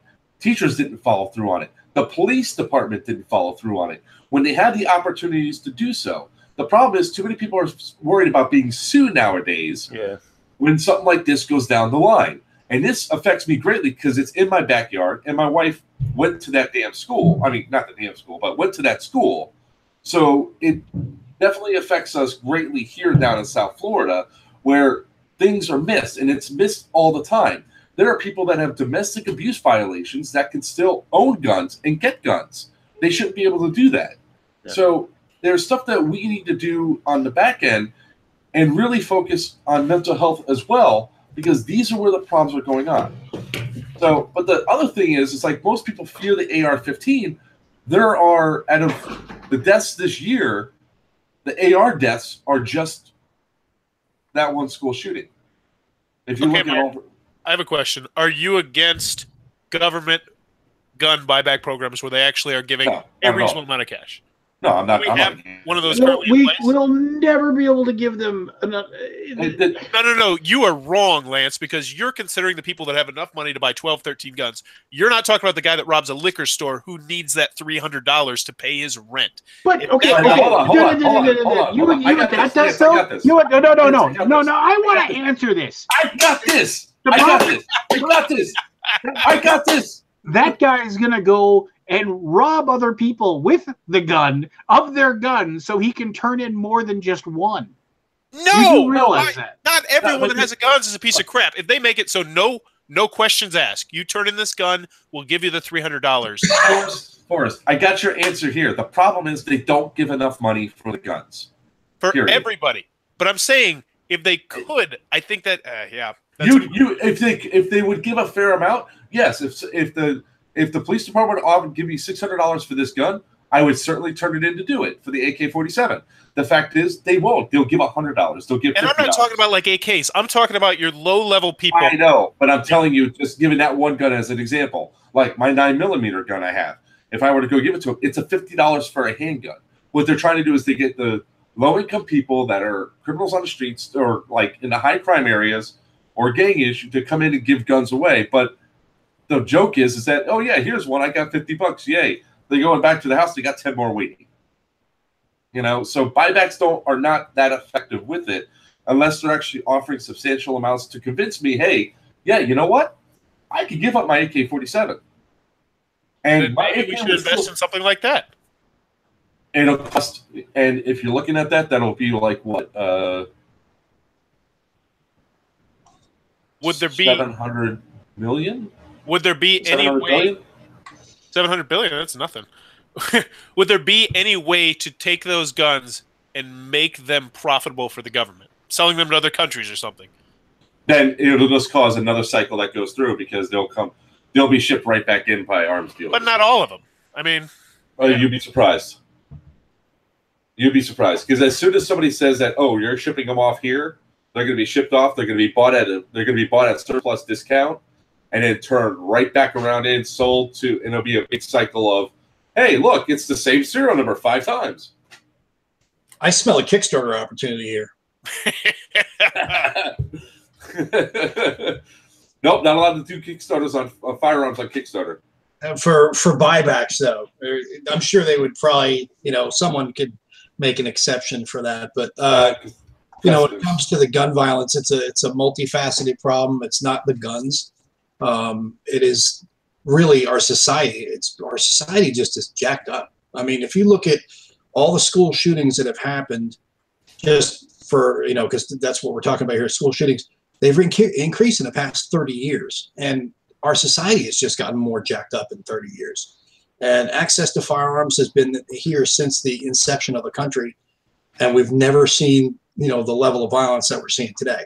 And people just don't have respect for each other anymore. People don't have respect for life. And, you can't blame just the firearm. There's multiple things that. Yeah, we said that earlier. We can't fix that, though. I mean, that's a path that's a bottle that's been opened. It's never going to get closed. What's that? We can't outlaw technology. We can't outlaw those things. Like, I'm not disagreeing that that's the problem, but there is no solution that we could tangibly think of to do that. Yeah, there is. It's just unconstitutional. Well, that'd be a bugaboo. And so is getting rid of firearms. So, yeah. And I'm not saying get rid of them. I'm just saying, I think Lance put it. We need like 4 or 5 different things, but not doing anything is not going to do anything. I mean, even if they're 4 or 5 small steps, I mean, somebody needs to take some damn steps to do something. Well, that's just it. And it's just, okay, so kids did a walkout today. Okay, cool, great. I mean, and that's exposure, right? I mean, that keeps people talking. But I'm not opposed to that at all. I'm not opposed to a protest saying that like they've had enough. I think that's a useful thing. But you know what? In a week, nobody's going to care, right? Because here's the weird thing. Here's the weird thing is that as these shootings happen and as these people are dying, it's going to incrementally get more and more. And I personally believe that, and I don't think it's going to happen anytime soon, but I personally believe that as these things happen more and more often, eventually people are going to have to it's going to have to be dealt with, because this is a new thing, right? This is students like not completely nationwide, obviously, but I mean like a lot of children, staging walkouts that like just are walking and saying this is dumb. Now, I mean, I there's no way for me to understand like the purpose behind it. I'm sure a lot of kids are like, this is gonna be great. I can like not be in class for a couple hours, and there's probably a lot of people that like are like really feel strongly about it. But what's going to happen next time? It's going to be even a bigger reaction, right? And when they happen to that, it's going to be even a bigger reaction, and eventually, it's going to be so big that like something has to be done. And right now, we're just in this stupid cycle of eventually people just don't care, and that's the part that sucks, right? I mean, and here we are, we're arguing and we're talking. I shouldn't say we're arguing. We're having a discussion, and we're being very open with the way we feel, and we're cutting a vein, and we're expressing like our thoughts on it. But this conversation needs to happen a lot, and it needs to be as open.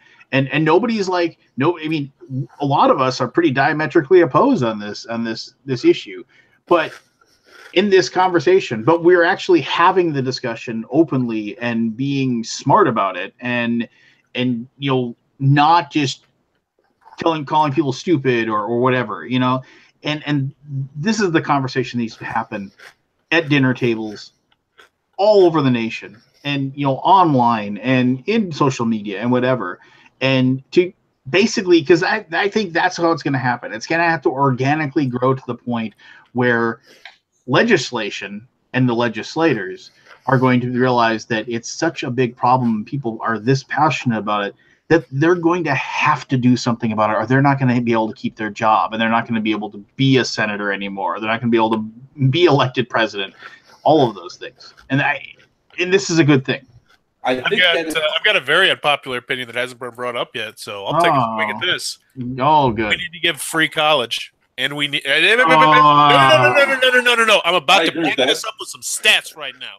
We need to start investing a lot of money in low-income areas in college, and here's why: because half of the people that are killed by firearms every day are between the age of 18 and 35. 1/3 of them are under the age of 20. And the leading cause of death amongst African Americans between 15 and 24 is guns. And yes, you can blame rap culture, and I'm not going to disagree with that.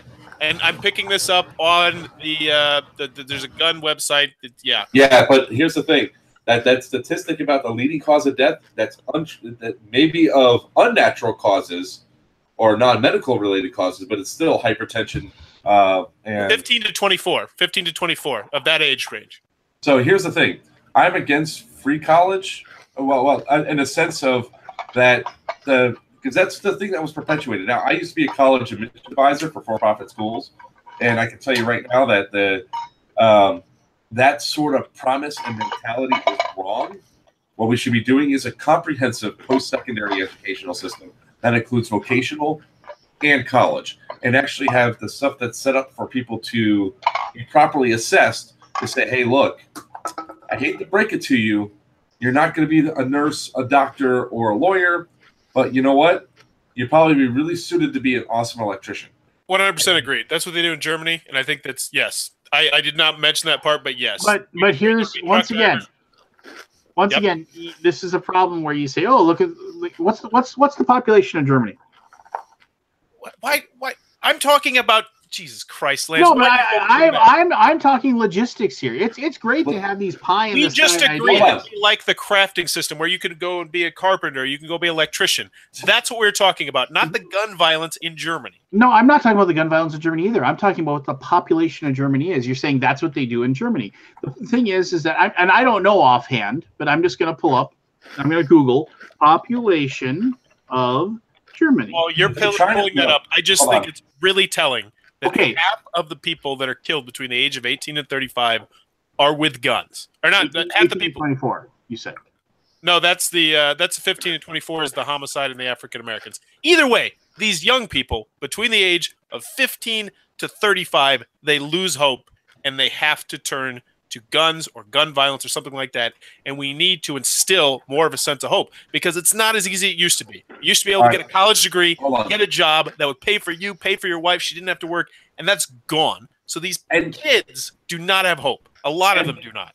And Lance, that could still happen even with our large-scale infrastructure and the larger population.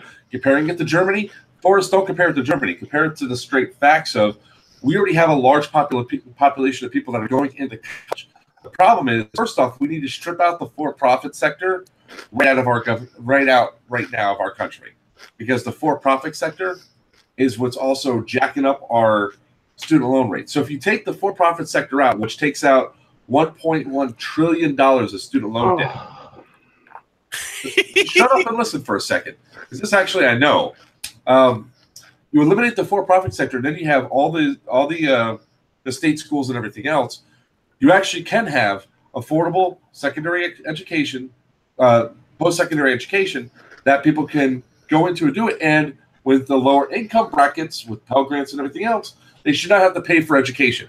Okay. Let's take a couple of steps back.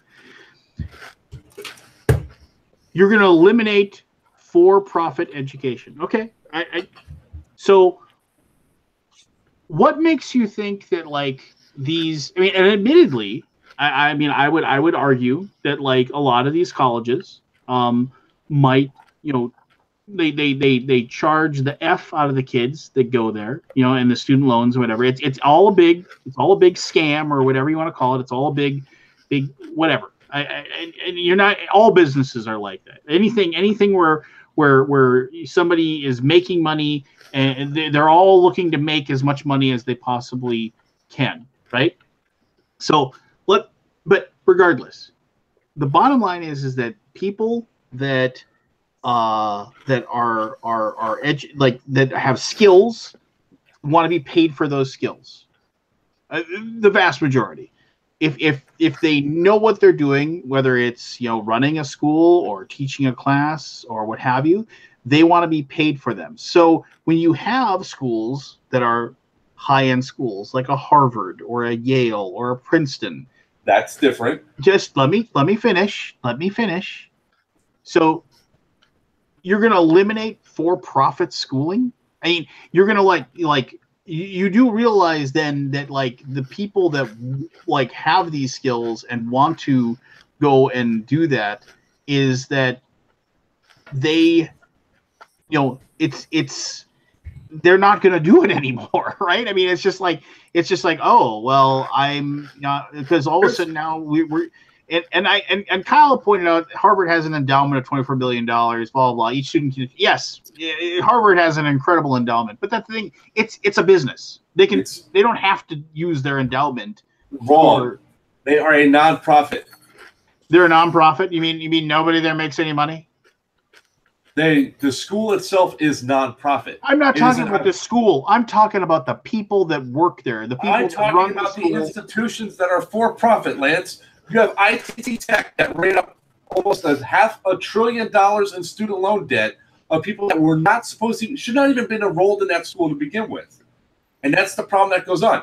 For-profit institutions, Apple University, University of Phoenix, Concordian schools, ITT Tech, art institutes, all these schools that are for-profit schools that give a false bullshit promise of you're going to come to school and you're going to make $60,000, $80,000, $100,000 a year is total crap and needs to end immediately, because they should not be taking student loans and Pell Grants for for-profit schools, period, because it just leads to too much abuse of the system.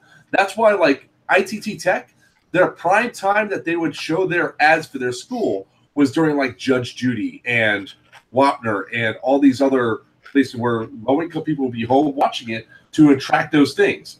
I happen to know because I was part of several different ad campaigns for it. So when you talk about Harvard is an Ivy League school where you're paying hundreds of thousands of dollars to go there. But the stupid thing is that getting a bachelor's degree from Kappa University, you've actually paid for a Harvard degree by the time you're done. Well, what? Explain your logic there. You've paid for a Harvard degree by the time you're done? Yes, because the Kappa University degree maximizes all scholarships and grants and then some. People that go to yeah, but nobody holds a gun to their head and tells them they need to take out a student loan. Wrong, because they sell the. Hold on, and not a physical gun, no, but a metaphorical gun, yes.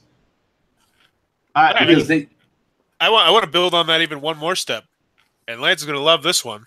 Oh God, Lance, would you admit? And I'm not talking about mass shootings, but the majority of violent gun crimes that happen are poverty related. Somebody needs drugs, or they need money, or they need this, or they need that. Most of them are poverty related. Would you agree with that?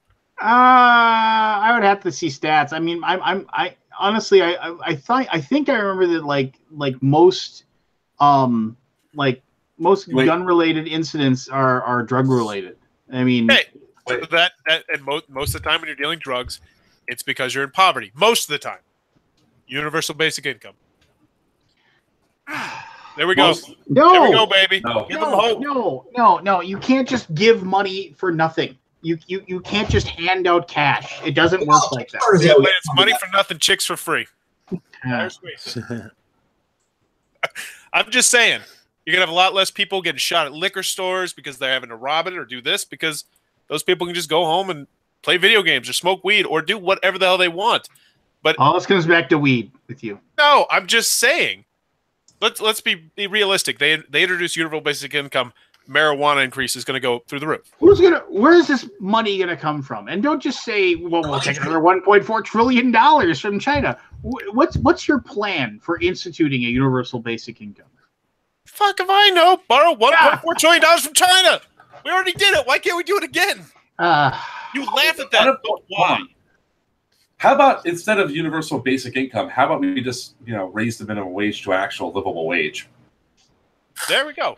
I'm just saying, I think this is an issue we haven't talked about, which is empowering people to put themselves in positions where they do not need to commit gun crimes. The problem there will be some people who commit gun crimes, but there will be less. And I'm not talking about the mass shootings. I'm talking about the Joe Schmo who gets shot in some gang-related stuff because he had to drop out of high school because he had to pay for his baby mama's this or his that. I'm talking about those. How about you just spend $1 on a condom and not have a baby mama? Okay. Well, see, Lance, you're smoke bombing. You're completely deflecting. You're the one who brought it up, not me. So I'm just saying, maybe we should invest in making these people's lives better so they don't get to the point where they have to consider doing a gun crime. Well, how about we just focus on improving our educational system across the board? Amen. That costs money too. Okay, then why don't we take it from some of the military funds that they've said they didn't even fucking need, so we could actually have proper education. How the hell are we going to have military parades then, Mark? Use your damn head. How often do we have military parades? Please tell me. We don't need them. Stats. We don't need need the stats, Lance, before I say anything. Look, we already know our dick is huge. We don't need to show how huge it is. Just so you know that I think when there was a Democrat as a president, they spent money on military too. I don't know. They might have spent $1 or $2 then too. They do, but what we can always do is cut back on military spending, especially when the military says, "Hey, we don't need this." Republican. What military said we don't need the money? Please tell me. The state government just did. They were granted $120 million to block Russia from attacking us cyberly, and they didn't use it yet. Here you go, Lance. You want that $1.4 trillion? We spend $598 billion a year on our military. How about this? Cut out a small percentage over 10 years, and you got your 1.4. How about we take away the bullshit tax reform that just went through that only really benefits the rich, so we can actually have income coming back into this country where it belongs, and then tax the 1% to make sure that we actually do it. Tax them at a rate that is actually sustainable for the fucking country instead of this bull crap that we have right now. You do know that 1% actually pays more than anybody, right? Yeah. Not nearly enough. Well, so let me get this straight, and I'm definitely not in that 1%. So what we're telling people is, if make a lot of money so we can take more of it away. The rest of the country is in positions of poverty, almost next to poverty, or the middle class is dwindling because the richest 1% is taking 80% of the income of the country. Yeah, pay more. Okay, but preach. I can't pay more because, well, maybe next year I will be able to, but in the position I'm in right now, I can't pay more because of the way the corporations are operating and going. They're taking the money and hoarding it to a much a smaller group of people every single year. Huge. It's a huge problem. When it comes to military spending, the easiest way to cut back is something that, a guy like Trump, I would think, would be the proper person to do. Well, that's your problem. You think Trump thinks. What's that? No. There's your problem. You think Trump thinks. We went there. No, the thing is this. Trump is always talking about, he wrote that book, Art of the Deal, and he's supposed to be this big businessman and all. The problem with military spending is not the amount of money we're spending; it's what how we're spending it. Right. We go and we buy a new plane, and we're saying, okay, we want this plane, and whoever comes back and says, ABC company says it's going to cost $25 billion to build this plane. Here's $25 billion.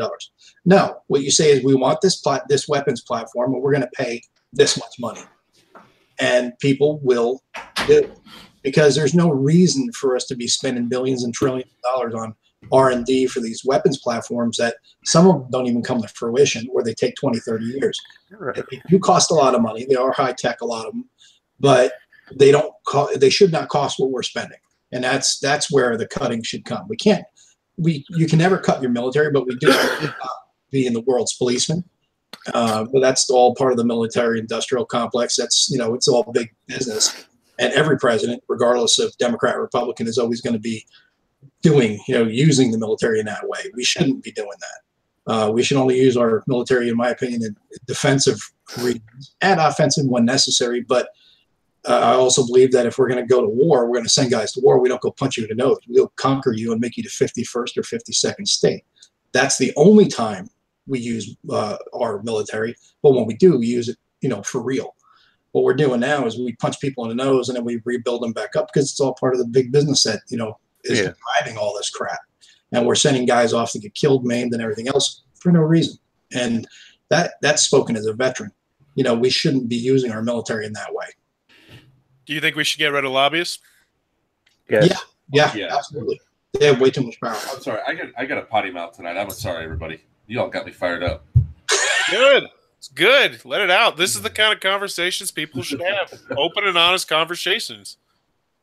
I mean, we should get rid of lobbyists. Another thing that we also need to do is get onto the whole green energy movement. You are having huge progress. Huge progress. Yes, Lance, what's your thought on green energy? Just out of curiosity.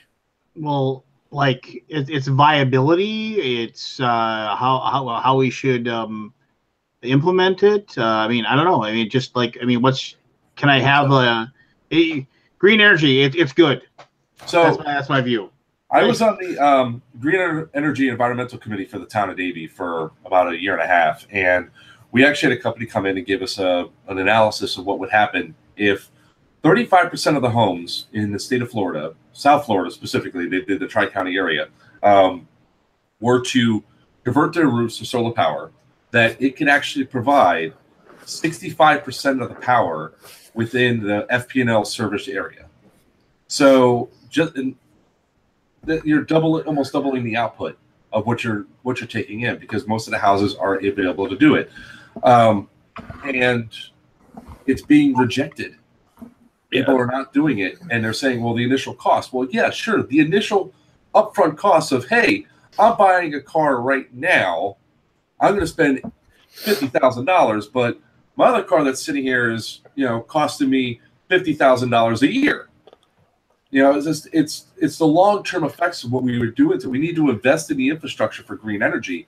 If houses are now mandated to have solar panels or Tesla's solar tiles, for one thing, it's going to lower the overall cost because of the huge demand of what is there. Did somebody just laugh at that? Because I'm flipping it off. Probably Lance. But there's multiple different factors of green energy that we can use. There are multiple different types of wind turbines that you can put on your house now that are real small, compact. They're about the size of my desk, so about 4 feet, big cylinders that are real simple that can help generate power for your house at night, and power walls. That's dumb. That's dumb. Where are we going to get this money? Where are we going to pull this money out of? You want to sit there and that's your call. But I mean, the thing is, where we get the money from? We sell it to other fucking states and countries.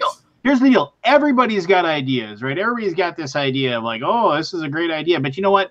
Like, Forrest, tomorrow, are you going to go and write a bunch of emails to all your politicians and say, I want clean energy, this, that, and the other thing? Are you going to go and research it and write it down and come up with a plan? Are you going to go and run for office and try to push clean energy? Yes. I didn't say you, Mark. No, but here's the thing, Lance. No. The money, I would install solar panels yesterday. Because I understand, I see the writing on the wall that green energy is clearly the way to go. And nearly every other country that has half of a fucking brain has realized that as well. The west coast of our country has realized that. Just coming into their industrial era right now. They are not going green. Like most countries in Africa, like who haven't not really gone through an industrial. No, let me finish. So you don't just yell wrong. Most countries who are just now entering into their industrial revolution, which is something we did many, many years ago, like they are people are like, they are not going to just all of a sudden go green with their energy. Because they don't have the technology to do it yet. But if they did, they probably. Okay, I wasn't talking. I'll just let me know, Forrest, when I have a chance to talk without being interrupted, and I'll go. But that is fucking wrong. In Africa.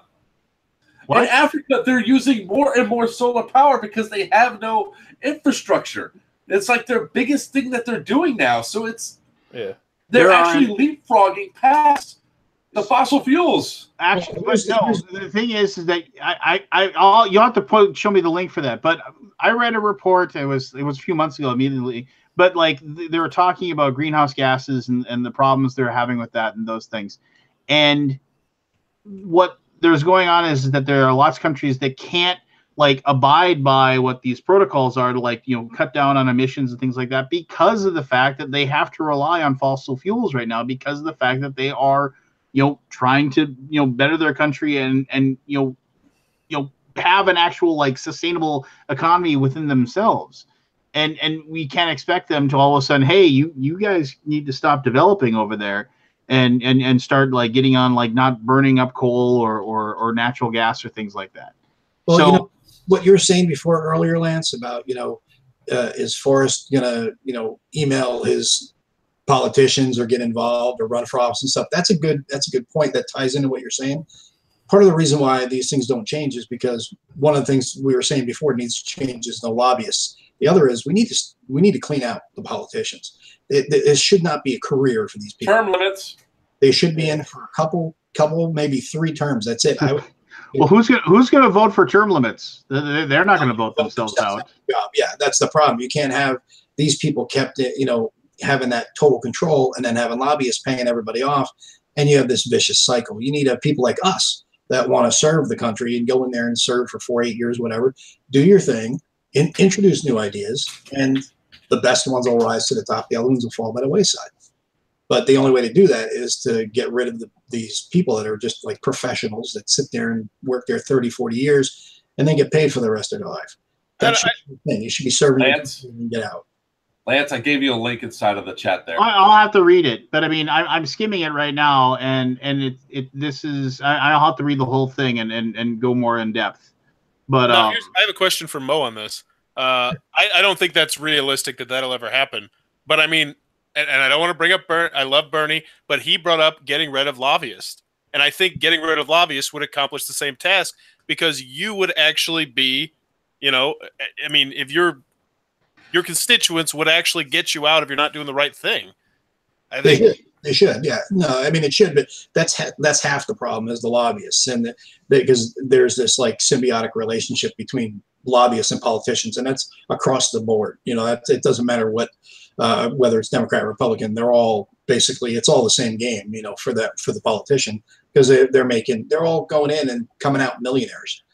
Some of them, a lot of them are very rich people beforehand, but then they come out and they're making tons of money. And I have nothing against anybody making money, but geez, I mean, you should be going there. These people are touting how they're doing this for the country, yet it's really all for their own personal gain. And I hate seeing that. I'd rather see somebody come in, the average Joe just walk in, or Jane, come in and serve in office for 4-8 years or whatever, introduce ideas and move back to, civilian life. Well, it's trying to make it better for yourself afterwards. It's one of the reasons why I decided to run for office in the town of Davie, was because of the corruption that I was seeing and the issues that were going on inside the town. For some of that, like we had a apartment complex that never should have been built near my home, and the lobbyists came in, lobbied the 3 of the council members that knew they could switch and everything else, and now we had a woman that damn near died because of that stupid apartment complex in a spot where it's too high density, everything else. She got hit when she was simply riding her bicycle. All this stuff really goes down the line of, the changes I think are coming. I think they're just coming slowly. Hopefully that the engine could get up and moving. But going back to the green energy aspect of it, there's multiple different aspects of green energy that we can use within this country that can help pull us off of our dependence on fossil fuels. I don't think fossil fuels are going to go away in the next 50 years, but we could definitely limit how much we do. But it's almost a prerogative that we should do as a country of saying, hey, if my electric company is a for-profit company. So my utility is a for-profit company that continuously screws over its people. They don't invest in the poles or anything else. Every time we have a hurricane, poles go down, right? If they actually invested properly inside of solar panels, like what was suggested multiple times, then, well, houses would not be without power. We actually could bury power lines, which is the safest thing to do in Florida, but they just don't do it. So there's a lot of crap that we need to do to fix the country, and looking at our infrastructure and how we can limit how much. I mean, shit, you have, what is it? New Jersey is one of the ones leading for solar power, and even their output isn't optimal, but they're still offsetting 45% of their electric use now, because every single light pole now has a power wattage up there. So I'm talking about not New Jersey as all residents there, but just the state of New Jersey is offsetting their power usage as a municipality. Come to the Alaboom and we solve all of the problems of the world. Yes. In our minds. And a free board game to everyone, along with universal basic income, right? Jab for all. Or just a livable wage. How about that? Well, livable wage is going to be one of those things that, it's very difficult to, I mean, there's pros and cons to that discussion, because where you have a lot of people saying that they want a livable wage, living wage, or whatever, for these jobs, the jobs that a lot of these people want that wage out of are not really meant to be career jobs. And that's the thing is, I mean, you're not supposed to work at like Burger King or whatever, or McDonald's or whatever, and you can't expect to be making the same that someone else in another job, in a blue collar or a white collar job with a different skill set is making. And, it's more of like a high school / college kid job or a part-time job. But that's not what's happening in the country anymore. There are those blue collar jobs that pay well, that are skill based.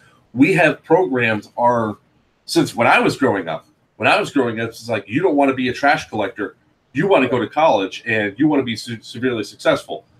We have trained for like the past 30 to 40 years now to tell people, no, you want to go to college. You want to go to college. These other jobs suck. I think Mike Rowe did a good job with Dirty Jobs, telling about how these jobs are important. But the problem has always been that we've been sending out this narrative that if you don't go to college, you're not worth it. And we have so many people now because education on the public, like up to high school, has been gutted so much in so many different areas. The only job these people are qualified for at 40 years old is working at a Walmart, working at a McDonald's, working at a Taco Bell. And let's also address some things too. If all of a sudden these people went out and got their educations and went on, we do not have enough people to fill those positions either. So they still need managers, and managers are not making more, depending on what company they're with, might not be making more than $15 an hour, which is barely a livable. So when we're talking about livable wages, yeah, sure, other wages are going to scale up, but they should have already. You know, the problem is that if you look at the corporations again, CEOs are making 800 times the amount of the lower guys there. Oh yeah, well, there's always going to be that disparity. I mean, look at the. It hasn't always been that disparity, though. I mean, for the past at least 30 to 40 years, there's always been that disparity of a CEO who could. Let's drag them out of their office and shoot them. That'll solve it. Oh, there you go. Now we're talking gun control again. Yeah. Lance always goes to the extreme. Well, I'm uncomfortable. Let's do an extreme scenario. You're uncomfortable and you want to give everybody money for nothing. But look at Costco. Costco is a prime example. They pay their employees a really good wage. They can now be selective of who they employ. I wouldn't say that. I've seen the people work at my Costco. I don't think if that's the best of the best, I'm scared. It's not the best of the best. They can be selective. Well, then they are throwing darts from the people that work at my Costco. But anyway, regardless. But that's a company where the CEO only makes $500,000 a year, and the employees get paid at a really decent rate. I think the average pay wage there was like $19 an hour. Well, the thing that kills me with these companies, what I was getting at before, was these CEOs or any big executive, they get their high salary and they get their high bonus. Well, and to be fair, the CEO does get stock options and things like that that increases his wage to like $2.1 million a year. So let's before we start like saying that like they're taking this big pay cut to be there, James Senegal is still making some money. Well, that's the thing.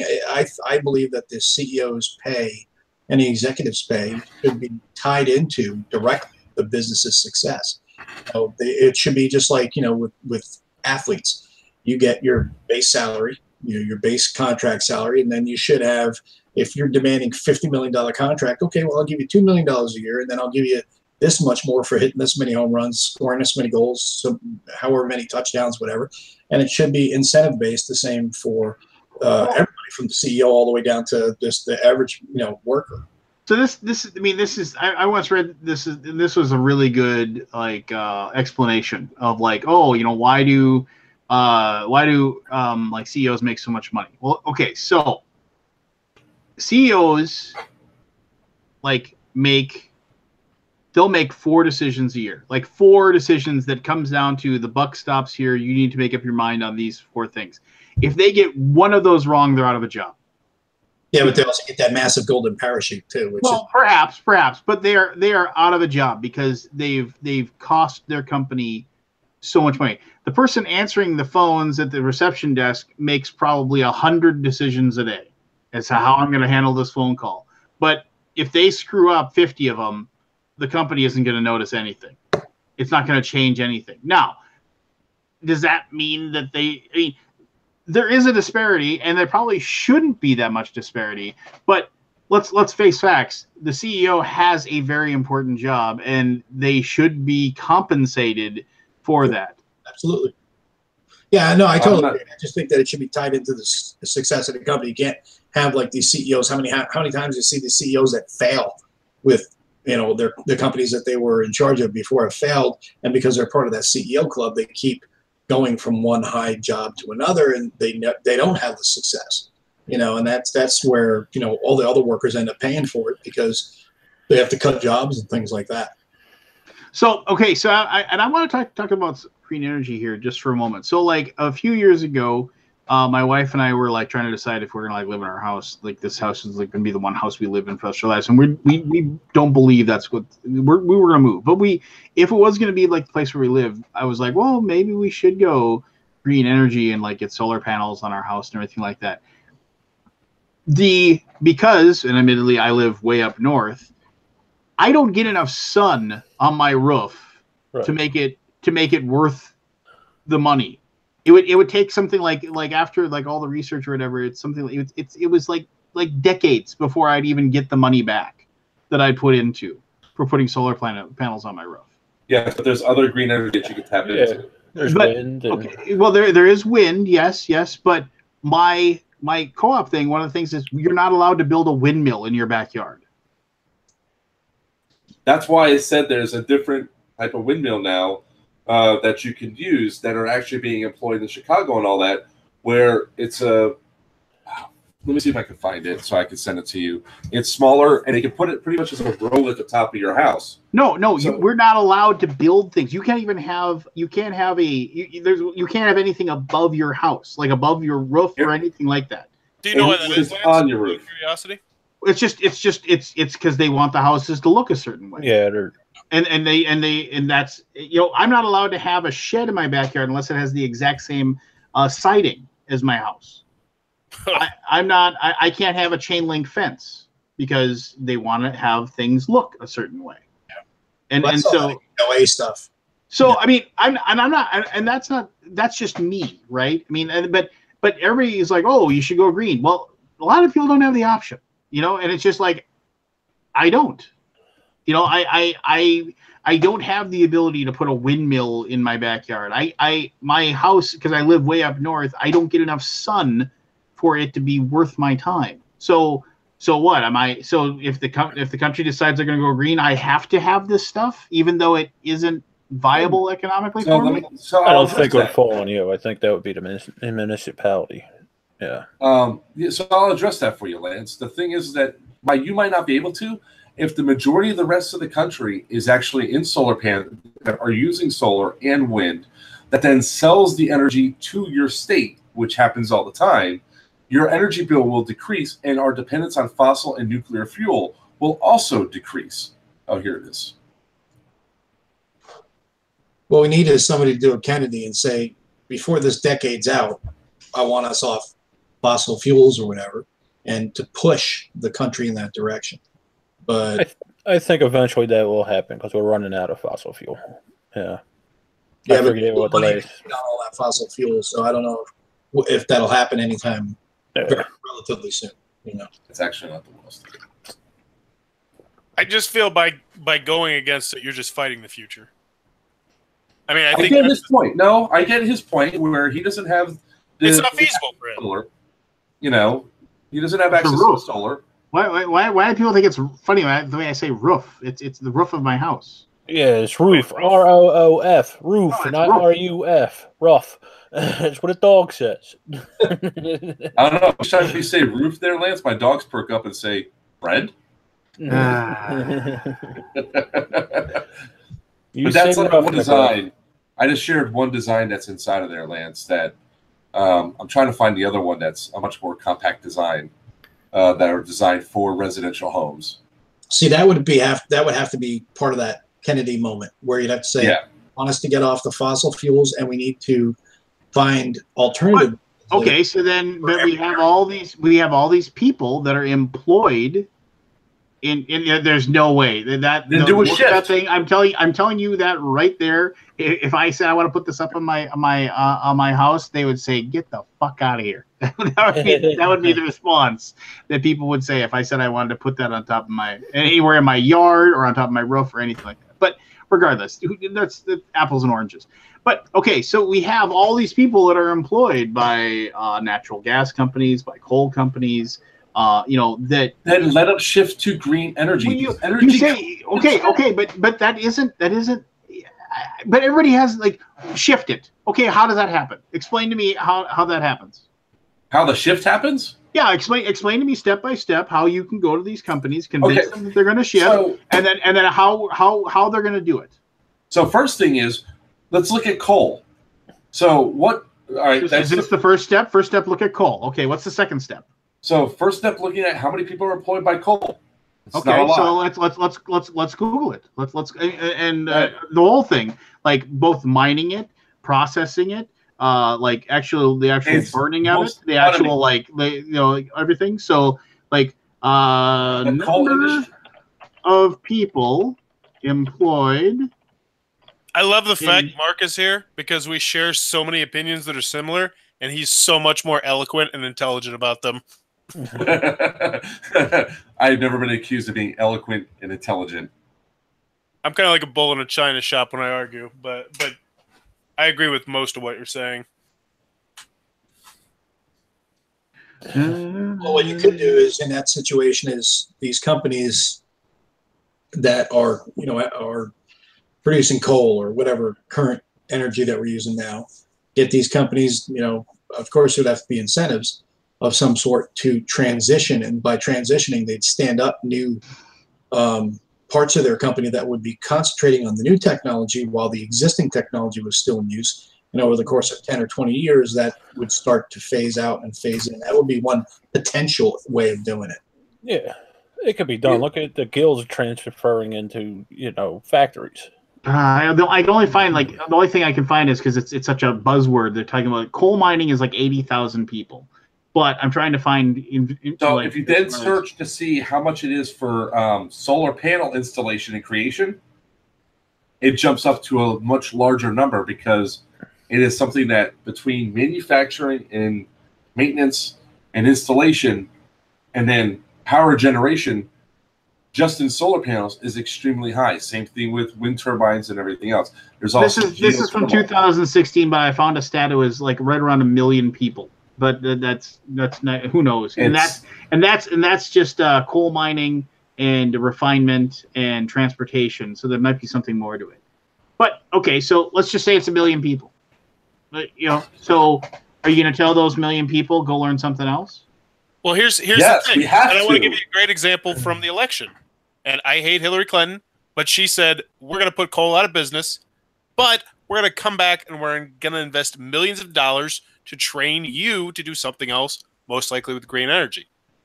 I mean, that seems like a good way to do it. And once again, I'm sure the question is where you get that money from, but you look at the long-term picture and you're going to be making money hand over fist. Mm-hmm. It's called investment into the industry. The thing is, right now, it's like, oh, look how expensive. Like everybody saw Tesla's solar tiles, and they're like, oh my god, it costs $100,000. That's a house. Yes, it costs $100,000 right now. When Tesla first released his Tesla, or when Elon Musk released the Tesla cars for the first time, they were what, $200,000 for the electric car?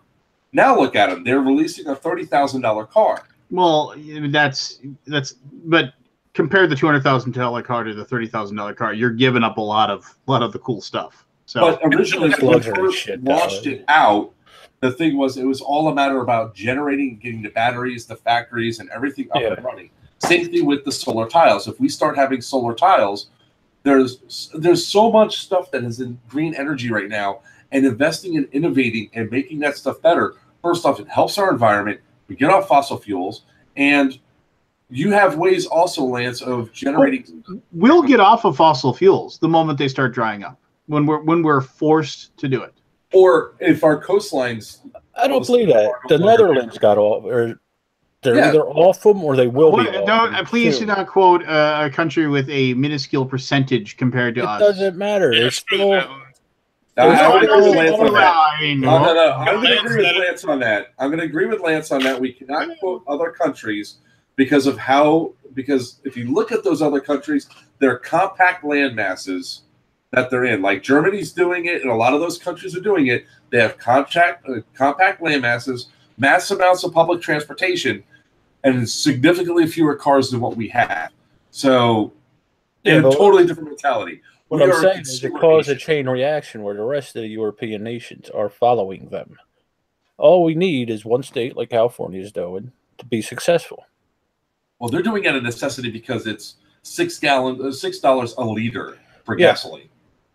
And I'm sure the rest of the country will follow suit you know. I really wish we had someone on the Alaboom that was from the West Coast who was very open to talking about politics. I think that would be a very interesting opinion hearing it from that, because I feel like a lot of us are East/Midwestern, right? I don't know where Mo's from. I'm from Florida. Mario Chris says, why wouldn't you compare to other things that's been successful? The problem with it is that is what Mark said perfectly. Netherlands has 17 million people living in it, and it has like a incredibly small percentage of landmass compared to the United States. We have cities that have 17 million people that live in them. So you can't, like, their structure is way easier to do that kind of switch over.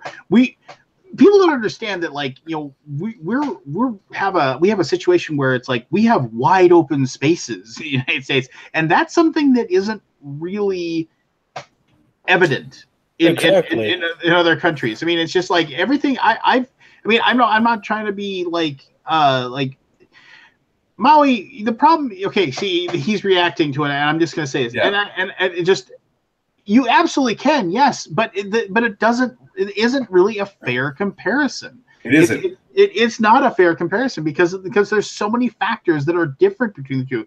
Yes, you can point to it and say, "Wouldn't this be amazing if that could happen here?" But the logistics in actually making that happen are incredibly different. I mean, the fact that, like, everybody owns a car, you know, it's like one of the funny things about. I don't know if it's anywhere else, but I mean, in Fargo and Moorhead, where I live.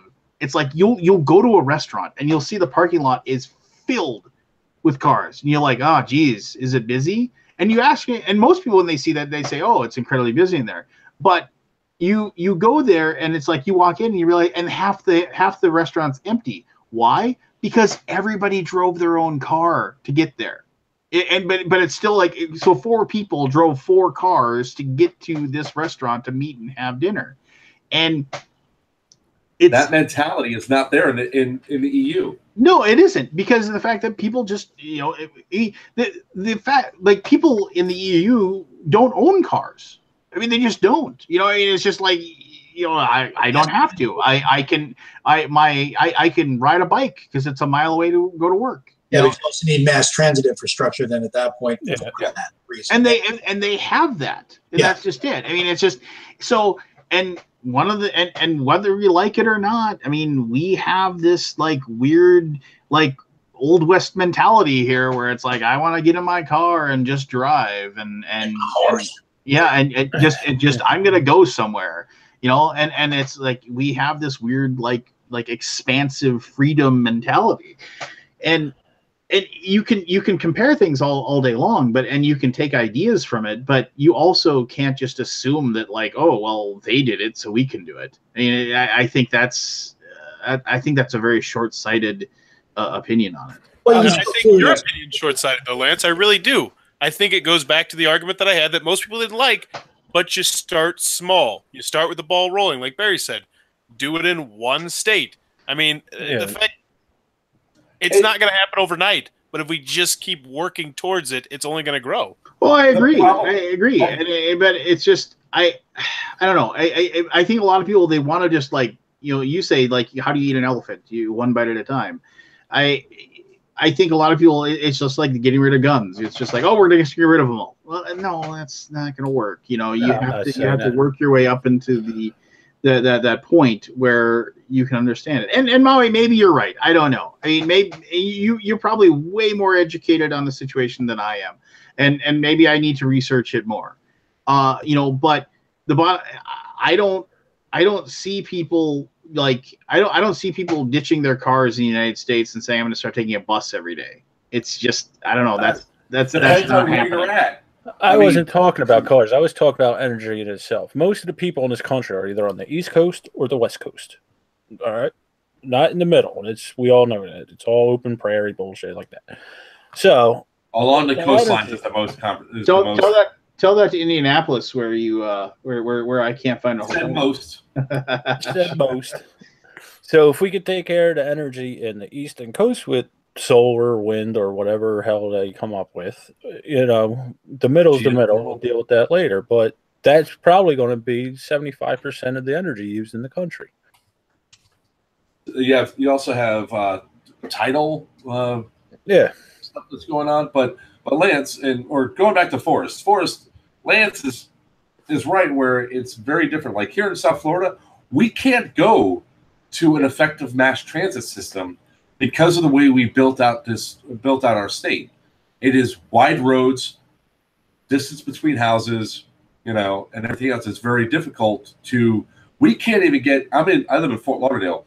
We can't even get a light speed rail to go from the beach to the west side of Broward County, which is before you hit the Everglades to the swamp. We just can't get it done. I mean, we've been trying to get a high speed rail from Miami to Orlando to do the tourist system, and that is looking like it's finally moving, but maybe not. But it's all problematic. And the other thing that it boils back to, though, is the mentality of a particular party that says we can't give away free shit. We can't give away free solar panels. We can't give away, stuff for free because it's entitlement and all that. We need to change our mentality back to we need to be innovators. And that means that, yes, some people are going to benefit from it to lower the cost for everybody. We're no longer in it. Everything's got to be paid for by somebody else. Well, to have innovation, though, there needs to be incentive. Incentive is money. So yeah, that's why. But to incentivize, it's no longer incentivizing. What it's now saying is you hear the word entitlement being thrown around all the time. Why should, like when we talked about free education, why should somebody get something for free? Because it's going to help the entire country become better if our poor are actually now working class blue collars that are doing electrical work, plumbing work. We don't have to bring people in from out of the country to do basic work like this.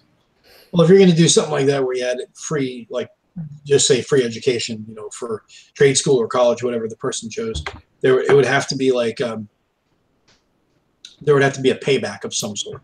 Like you have to be gainfully employed in this field for X amount of years or something to show that an investment like that did have benefits to the country.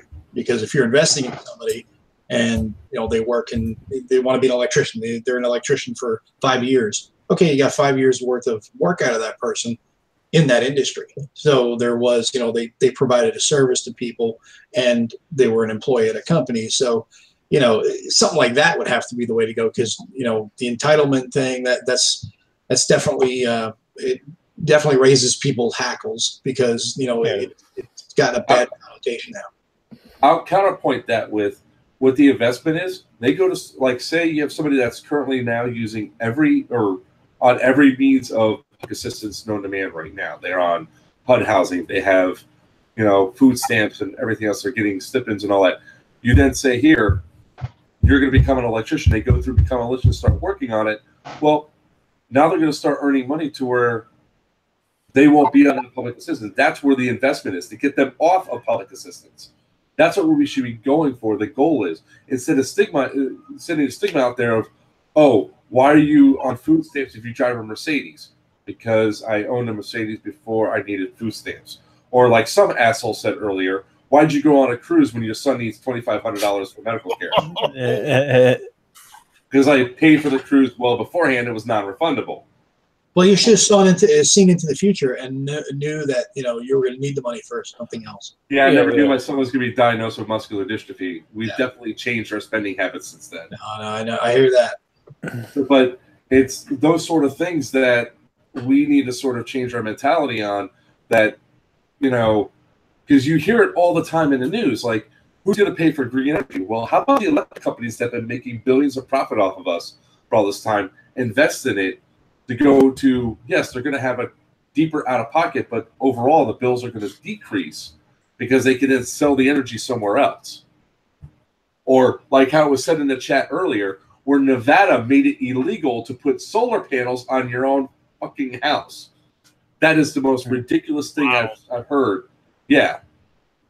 I wonder if that had anything to do with lobbyists. No, not at all. That was totally a decision made by the state legislature there. In a state where 320 days of sunshine. Yeah. I need a cigarette after this discussion. This one's for Lance. I actually just saw this. We talk quite a good deal about self-driving cars. Lyft has just invested about $200 million as of today with the one of the world's largest auto manufacturers to start working on self-driving cars for Lyft. Well, I'm going to say this now. Fuck Lyft and fuck Uber. I've driven for both, and I honestly think at this point in time now both companies are actually more detrimental than helpful to their drivers. Well, I think they're trying to go away with drivers, and I've said this before. I mean, I think eventually they're going to be all autonomous on those, Lyft and Uber, because it just makes more sense. Well, the problem that I see with it is like just now, evidently I'm off the network. No, my phone died. Never mind. I didn't drive for 2 months, so I decided to do some driving before I went on the cruise or to raise some money for my son. And all of a sudden, they decided to rerun a background check on me. And then now I got to wait 14 days to drive. I was like, I've driven with you guys for 2 years, no citations, no criminal, nothing's happened since then. Why the hell are you running another background check? But they're also lowering the rates for drivers again. So it's becoming detrimental to people. Well, don't drive for them then. Yeah, I was going to say that because I imagine there's more of a demand. I mean, more people are applying for that job, so they're lowering the price. No, they're losing drivers a lot. Well, I mean, I'm sure they're doing it so they can lose money. No, they're. You don't need to be a cynic there, jackass. I'm not being a cynic. I'm being serious. It's like, hey, okay, yeah, fine. It annoys you because it's affecting you personally, but I mean, don't drive for them then. Oh, I'm not going to now, but the whole idea between Lyft and Uber that they were selling it to drivers was that you could drive at any time. You could set your own schedule. You could do something like this. And the time that you actually need to use the company, you can't. I can't now because of their new policy that they put in that if you don't drive for 2 months, now you're going to get hit with another background check. But the problem that goes down to I have a Lincoln Navigator, so when I drive, I make more money. But if somebody's driving a Prius there, the numbers roll out to $8 an hour that they're making, if that. So I mean, it's really not beneficial to people like it used to be. I think you're missing my point here. My point is that like, and this isn't anything against you personally. I just a lot of the problems I have with people that are very outspoken about certain things is like, nobody's forcing you to drive for Lyft or for Uber or whatever. I mean, that's a personal decision you're making. If the company that you're working for or that you're dealing with or whatever is making decisions or making it so you don't want to work for them anymore, then don't work for them.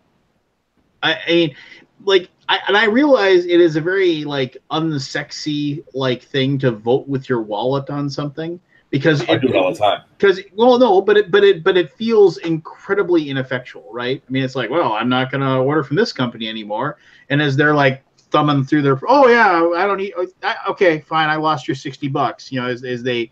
As they count their hundreds, you kind of feel like, well, that sucks. What else am I gonna do? I mean, when you order something from like Amazon and it doesn't get to you in the 2 days, right? Because we're just a bunch of entitled pricks, and we're like, oh, I didn't get my back scratcher in 2 days. Oh, sons of bitches.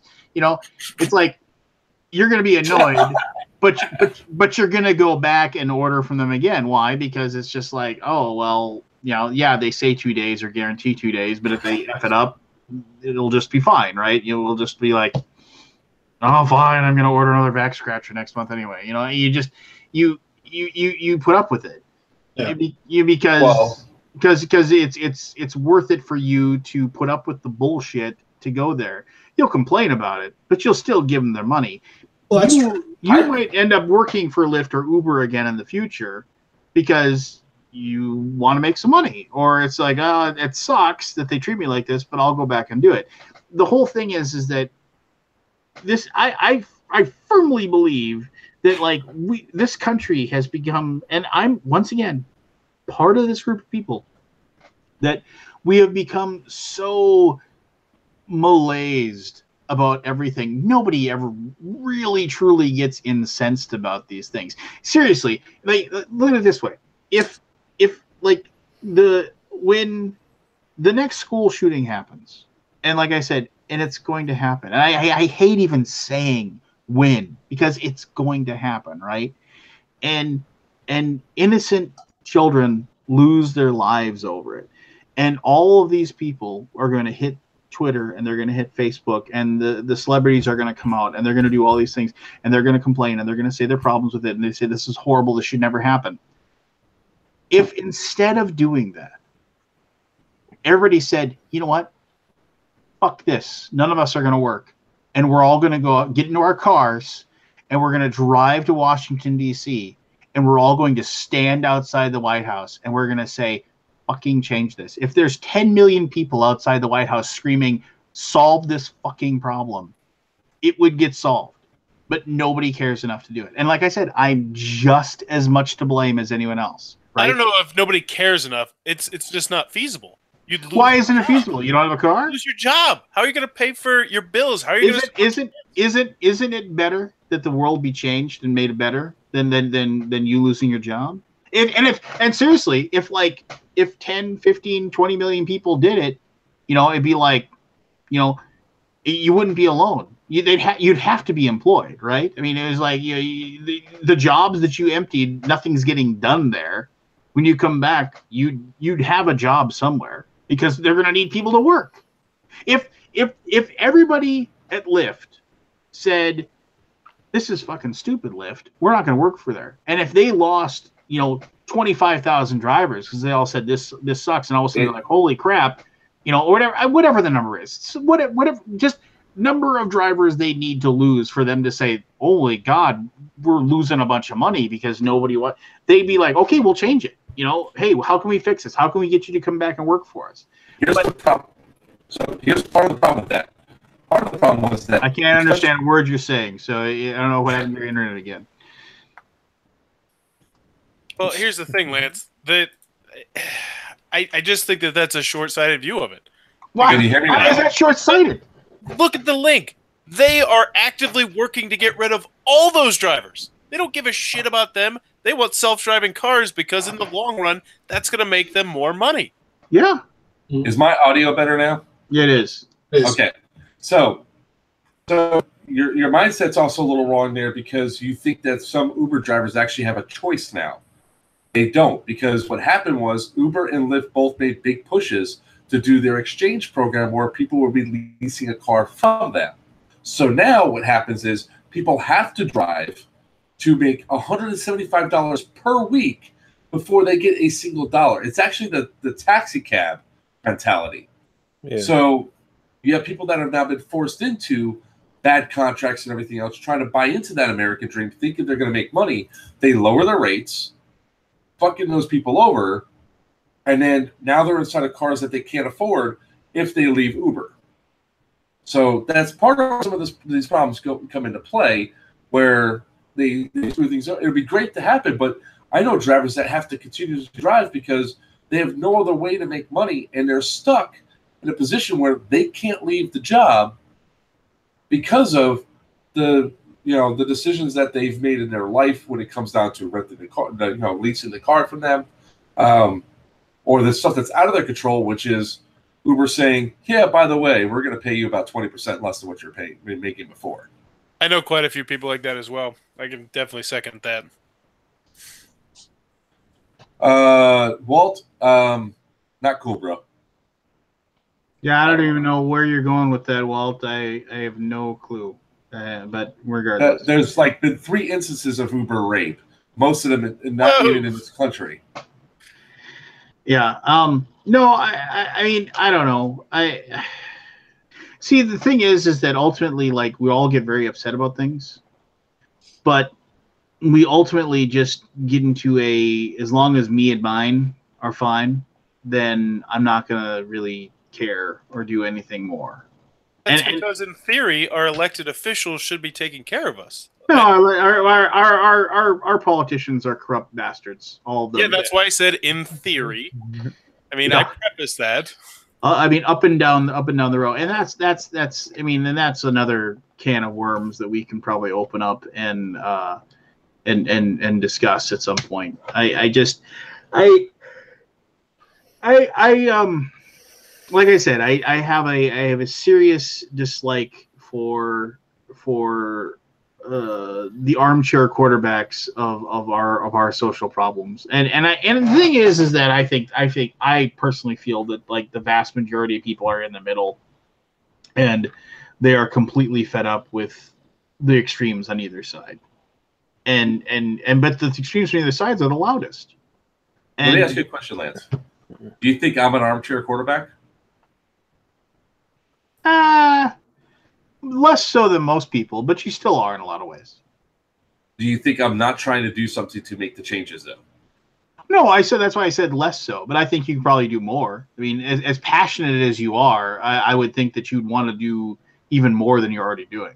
So let's go into that a little bit, because I am politically active. I am running for office. I've done what I could on a local level by sitting on the Green Energy Environmental Committee and try to educate people as much as possible. What more do I have to do? More? How?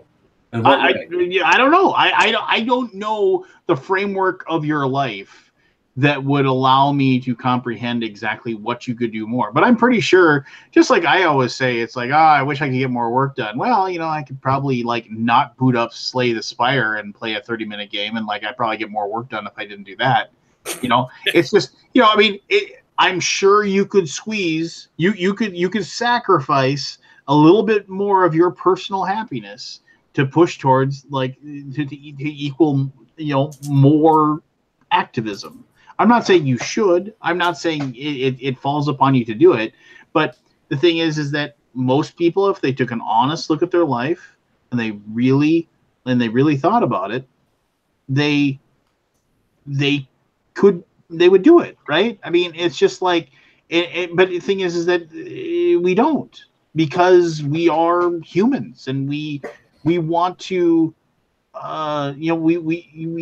we value personal happiness, and let's face it. I mean, if I have a choice after my work day is done, and I have to decide between, should I research all my local politicians and write them letters for the next hour and a half, because I really feel strongly about this particular bit of like legislation or whatever, or do I want to like turn on Netflix and watch the 6 new episodes of Voltron?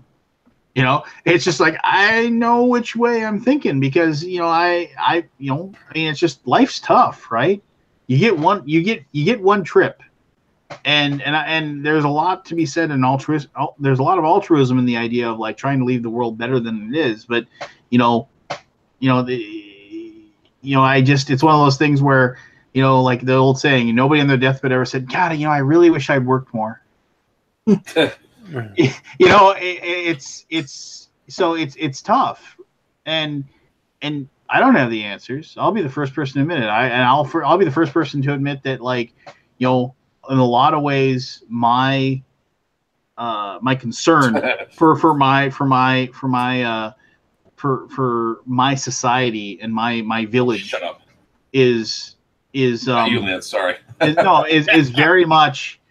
It's very much like, my family, and my friends, and then it's like I can't really care about the gangland violence in Chicago, because it's not there. It's horrible, it's tragic, it's awful, but I don't have the time and the effort to put into that. I don't. Is there a political issue that would get you to be an activist? Well, no, but I do. I write letters to my politicians. When I vote, I don't skip a vote. I research the people that even if it's like just my county commissioner, I research them, and then if I have questions about what they believe, I visit their website, and I also email them hoping to get an answer. When I say, hey, this is what concerns me, I do all those things. But I mean, I think that I am more politically active than most people, just because of the fact that I actually go that far, and I don't just party vote down the line for everything when I get into the booth. I just, but I know I could do more. It's like my wife has told me repeatedly that I should run for school board.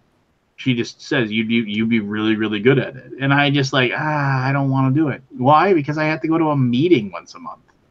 You lazy, apathetic bastard, and that's why shit doesn't get done. Yeah, no. I fuck you. I'm gonna say that. I mean, because that's actually kind of mean to say, because you said that I should have not gone on a cruise instead pay for my son. So fuck yourself. I'm pretty sure you could have sold those tickets to somebody. No, you can't. It's locked into your name. Trust me, I looked into it. Well, yeah. I'll email them. I bet you if you had talked to them about the situation, they probably would have helped you. Nope, I did try. You know what, man? I'm just gonna say this. Marcus. Let me just say this. Marcus, no, you're gonna listen to me for 30 seconds here. Yeah, I've been listening to you for the entire night. Marcus. You remute. I strongly and humbly apologize for the comment. It was insensitive, and the duress that you're under in dealing with your son's situation is something that I should not have made light of, and I do really feel bad about it. No, actually, you bring up a good point though. When you did that, you brought up something that is a problem within this country, and it comes up to the problem that, and I'm sort of glad you did it. I'm just busting your chops when you said it, man. I know you didn't mean any ill will by it. No, there was some actual vigor in what you said, and rightfully so. You called me out on it, and good for you.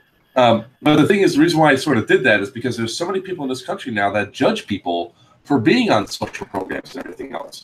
Everybody judges. That's one thing. Is like everybody judges. Like the other day, I parked in the handicap spot for my son. Oh, you're breaking up again. What is up with? Kick the hamster again, buddy. Get it rolling. Is now good? How am I now? Okay, you're good. So I parked in a handicap spot to get my son, and a guy saw me jump out of my car and run in, and it was like that. Me, myself, and Irene. The guy starts yelling and screaming and carrying on. It's like, just because I don't look handicapped, first doesn't mean I am or am not handicapped. But my son has a degenerative disease. Back the fuck off. You should instead, if people start paying attention to their own selves and not being judgment of the person that's going to pay for their food with an ATB card, and just focus on their own stuff and say, can I help? That's what we need to start getting into it. So, but what if you hadn't been handicapped? What if your son didn't have it? Because I'm sure there's a-holes that park in handicap spots that shouldn't. Yeah, that's so few and far between though with people doing it.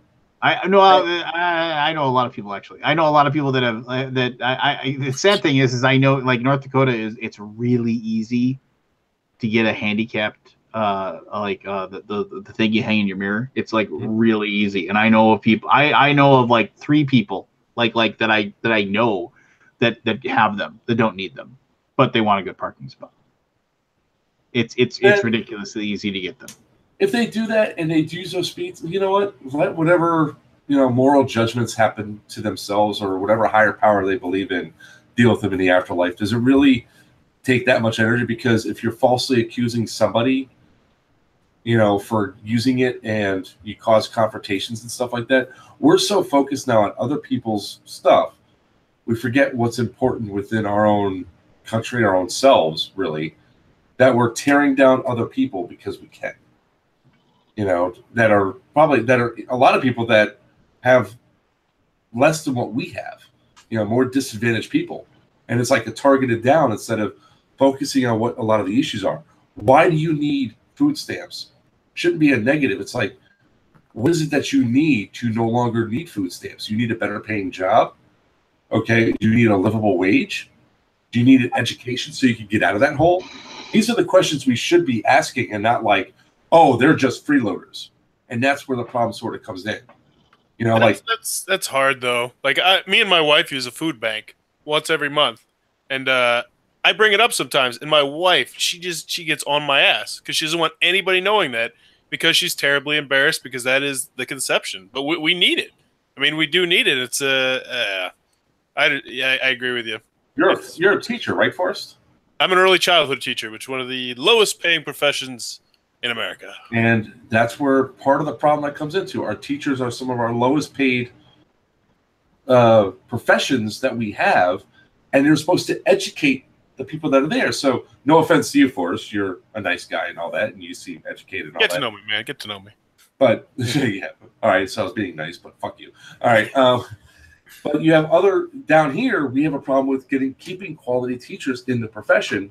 So you bring in low-quality teachers that are there to collect a paycheck, and that's the perception that's going around, because who wants to go to a job where they're making $20,000 a year to be yelled at, spit on, disrespected, and treated like garbage for 9 months out of the year?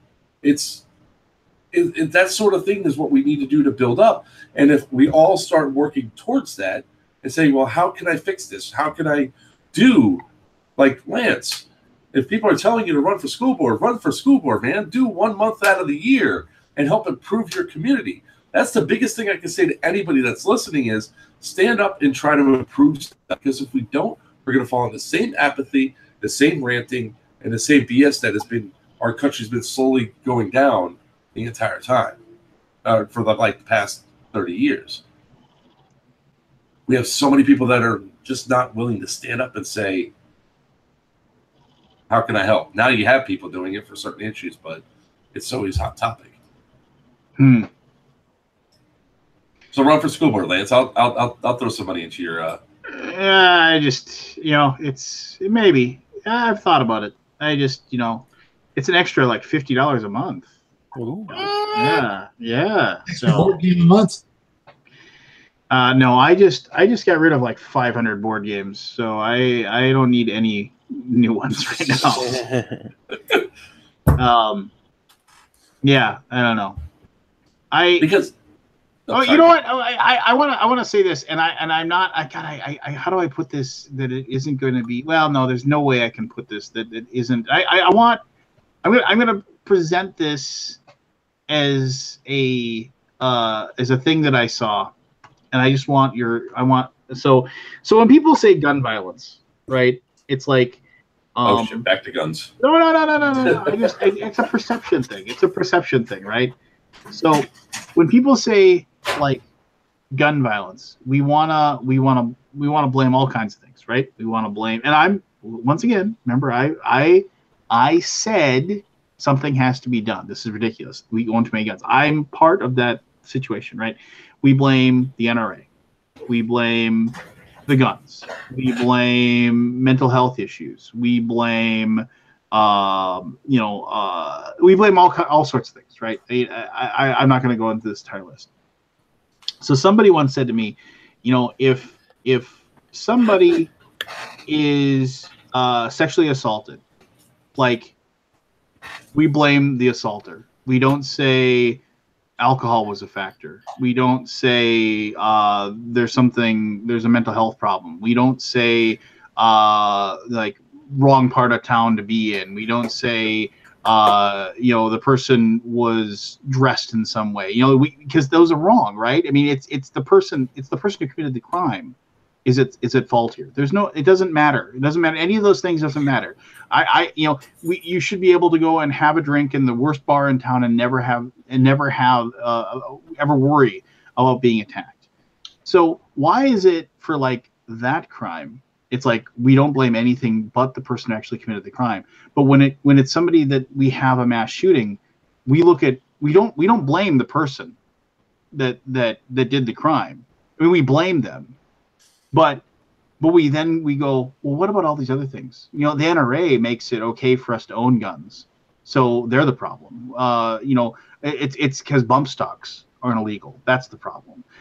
Why is that? Why is there that disparity? Well, with guns, it's easier to target the gun than it is to do anything else, I think, and politicians lead the charge in that by the gun ban or the assault weapons ban and gun law, gun reform is all things that it's easy buzzwords, and what you're right though in that in those situations like this last school shooting or any other shooting, it's always the focus is on the gun, not on the perpetrator of the act, and that is wrong. It has to be focused on the intent of the person and what was their state of mind and what caused them to do this. And like with today with the walkouts, yeah, okay, great. It's great these kids want to do a walkout to bring attention to it, but there's plenty of attention to it. Instead of having a walkout, why not put an effort into reaching out? And instead of walking out of school, make 2 new friends or stop bullies from bullying other kids. You know, make positive, do positive things like that and have better impact on people rather than just walking out of school, because it's a nice gesture. It's a good gesture, but it's empty compared to, you know, positive actions like reaching out to a kid that you don't talk to normally and becoming friends, getting to know them, because the better you know each other, the more friendly you're likely to be and the less isolated people are going to feel. And then you can also eliminate bullying and things like that. And possibly kids being, you know, that isolation feeling to where they either feel they have to act out in a violent way or hurt themselves, you know. And I think that's one of the things that people are so isolated now. You know, just judgment, you know, goes back to what we were saying earlier about people. Well, I mean, I remember when I was in high school, I remember the wackadoos. I remember the wackadoos that were at my high school. And I shouldn't say that lately, but I remember the guys that they were those square pegs, man. I mean, they didn't have, I mean, those social skills.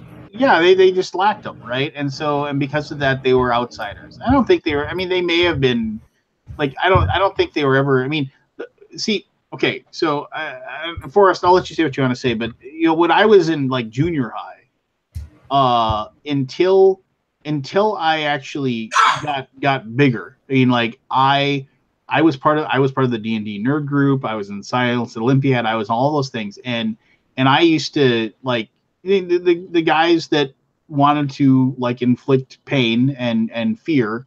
I was bullied on a regular basis. I called my walk home the race, you know, basically, like, because like it was when I would leave school, I would be like, is this the day Mike Andel finds me and you know, beats the hell out of me again, you know, or just like picks on me and shoves me and like is just torments me the entire way home. And the only thing that, like, eventually what happened was I grew into my body, and I actually, like, you know, in 8th grade I got to be, you know, like almost 6 feet tall, and there was just easier prey. You know, I eventually, like, I think I kicked one of them in the balls, and they were like, oh, that wasn't fun anymore, you know, and it was just so I didn't get picked on. But so it's I remember being that kid, but in high school bullying just didn't really happen so much as it was like taunting or just being shunned. But I don't think anybody ever really, nobody ever really, like, this violence mentality, I mean, just didn't really exist. Yeah. And when I was a kid. And I just, when did we switch? I mean, when did that little button? And I realized when people would say, well, it's Columbine, you know, and like Columbine was like, you know, Dylan Klebold and you know, and I forget the other kid's name offhand, but, you know, that was like the big switch, right? I mean, I don't know. I mean, it's just like, why? I mean, why? It's just, was it just a powder cake? Because now it's like, that's like a viable possibility, which is ridiculous. Lance, you asked why we don't blame alcohol, why we don't blame cars, why we don't blame pressure cookers, and that question. And this, I gotta get off of this, but that's really simple. 80, and I'm looking at these facts right now. 80% of the population owns a car, so we don't want cars taken away. Well, I mean, I knew what of people drink alcohol on a routine basis, 60 to 70, at least one drink a month. We don't want alcohol taken away. You know, 22% of people own guns. So it's easier to pick on them. Yeah, I mean, it's a minority situation, and I realize that that's the answer, but it's just like but I mean, that's my thing, is that I always want to try to open up people's minds to it, right? And I want to try to say, you know, I want people to like be more open to like, just, yes, you can feel very strongly about owning your guns. Yes, you can feel very strongly about getting rid of guns, but you can't, just because you feel strongly, and it doesn't make you more right. You know, there's so many different things that you need to think about, and I don't know. That's the one thing I try to profess to people that like just seem to be very, very close-minded when it comes to their opinions on these subjects. Well, there's a thing that we haven't talked about that, unless I missed it when I walked away to get a drink. What's also probably causing the more frequency of these types of shootings, which is families now do not have a parent that is usually home with the kids all the time.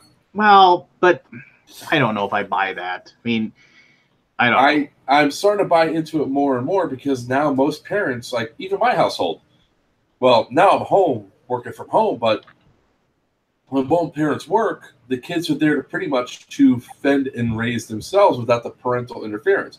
So you have a lot of these shooters or people that are going into things because the parental units are just not there. Some want to be there, but they both have to work just to live. Yeah, I see that. Well, yeah. I mean, there's probably some truth to that. I see it as a community issue too. Communities aren't what they used to be. People are like you said, isolating themselves more and more. Well, going into that same thing with the work thing, though, how do you have time to build a community if everybody in the household is working? Yeah, it's almost impossible. You know, it's. Well, I think, a lot of it too is if you look at the change in parenting and the societal attitudes towards discipline and things like that. Yeah. Go back 30 years ago and, growing up, if you failed a test, it was normal to get, a shot in the face or a smack in the ass if you had bad grades. Nowadays, the kid has a bad grade, and I'm not belittling anybody who has any learning disabilities or anything, but now it seems like you can't turn any way without hearing that someone's child has a disability of some sort. And it's almost gotten to the point where if some kid is not picking up math or history or whatever fast enough, it's because they have a problem with that, because they've got a learning disability. It's not that the kid doesn't care about the thing or he's not putting the effort into it. It's because there's a reason, there's an excuse for it. And of course, then Big Pharma wants to make tons of money. So, that kid's got whatever, name an acronym, and he's got that. Well, we've got a drug for it. Boom. And these kids are getting put on medication when I think really they just need some discipline. And the parents aren't disciplining anymore because now parents want to be their best friends. You're a parent. You're not the best friend. You can still be a friend. You can still be a best friend, but there has to be a line. You can be your buddy with your kid, but when you say do this, they have to respect that. They have to do it, and there has to be repercussions.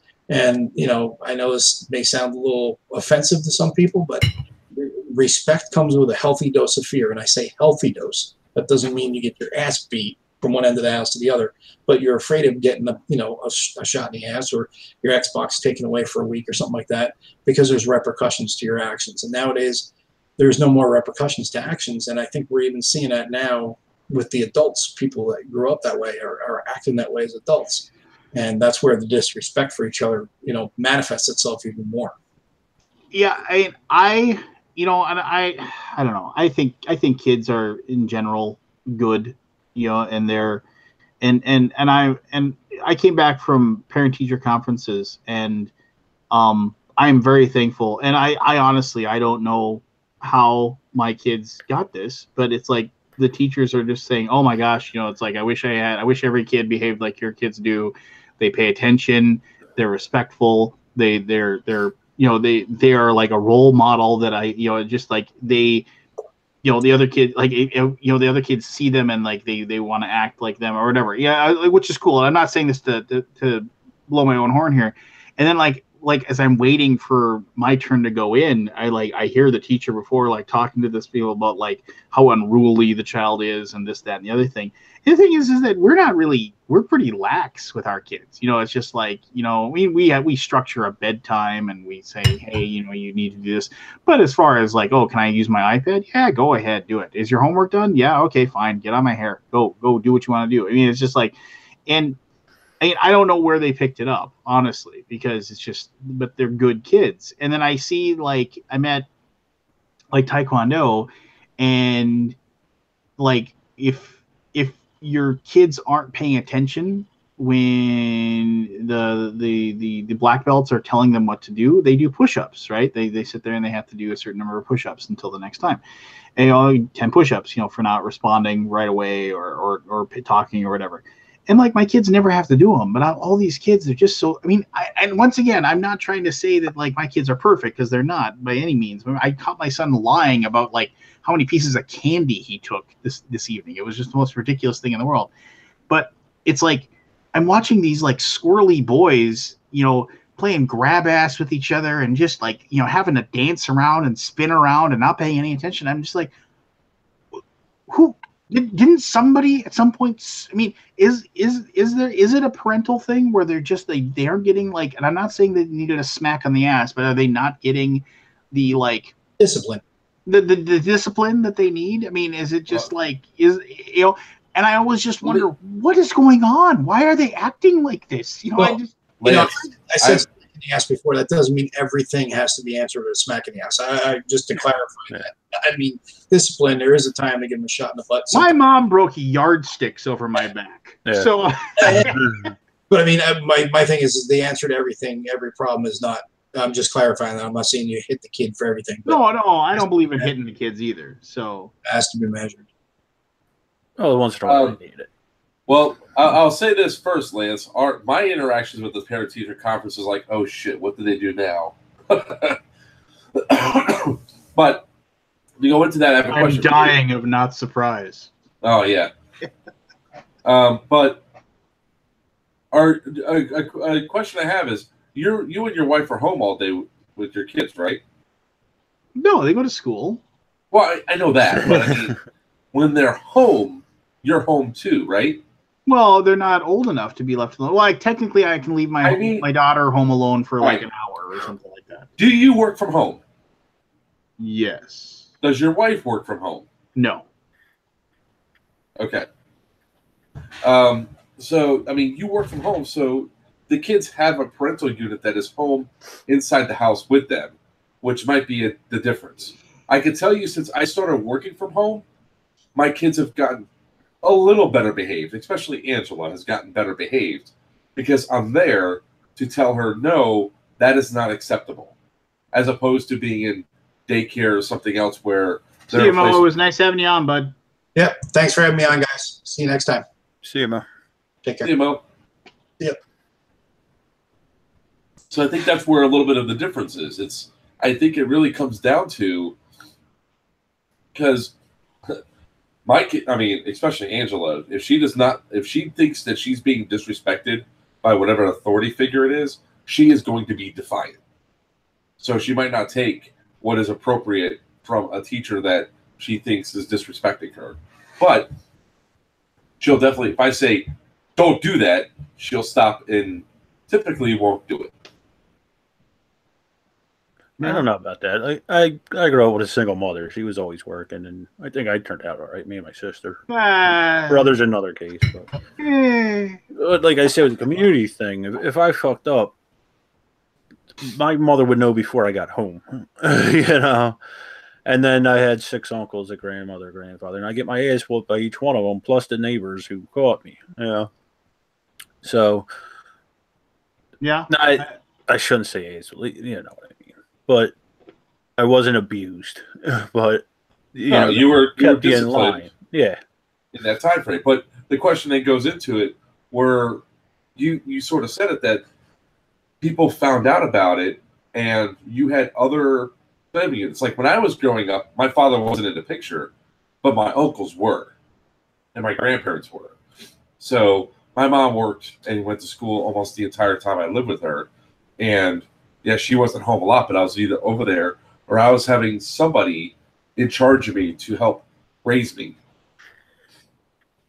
Excuse me. In this day and age, we, at least the vast majority of Americans, rely too heavily now on daycare or, like a kid, like Angela now. She comes home right from school, and she's 11 years old. She'll be 12. She comes home from school, and she does what she does inside the house. She can be home alone, which means that if I'm on the road or traveling or whatever, I'm just not here. she's got free reign and she's essentially raising herself. We're trying to effectively change that. But that's what's happening across. And it's out of necessity that happens, because now we can't afford the house unless we have a 2-house income. You know, even if I said, okay, I'll sell the house and get a shitty apartment.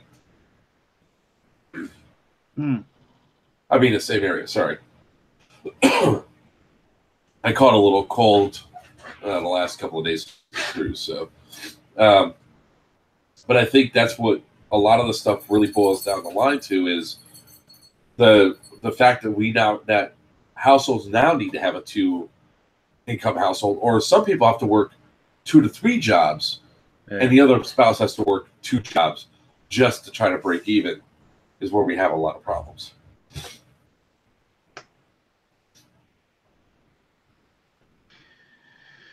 You know, it's like my grandmother says, well, when I was growing, when I had your mother, we didn't have these problems because it was different then.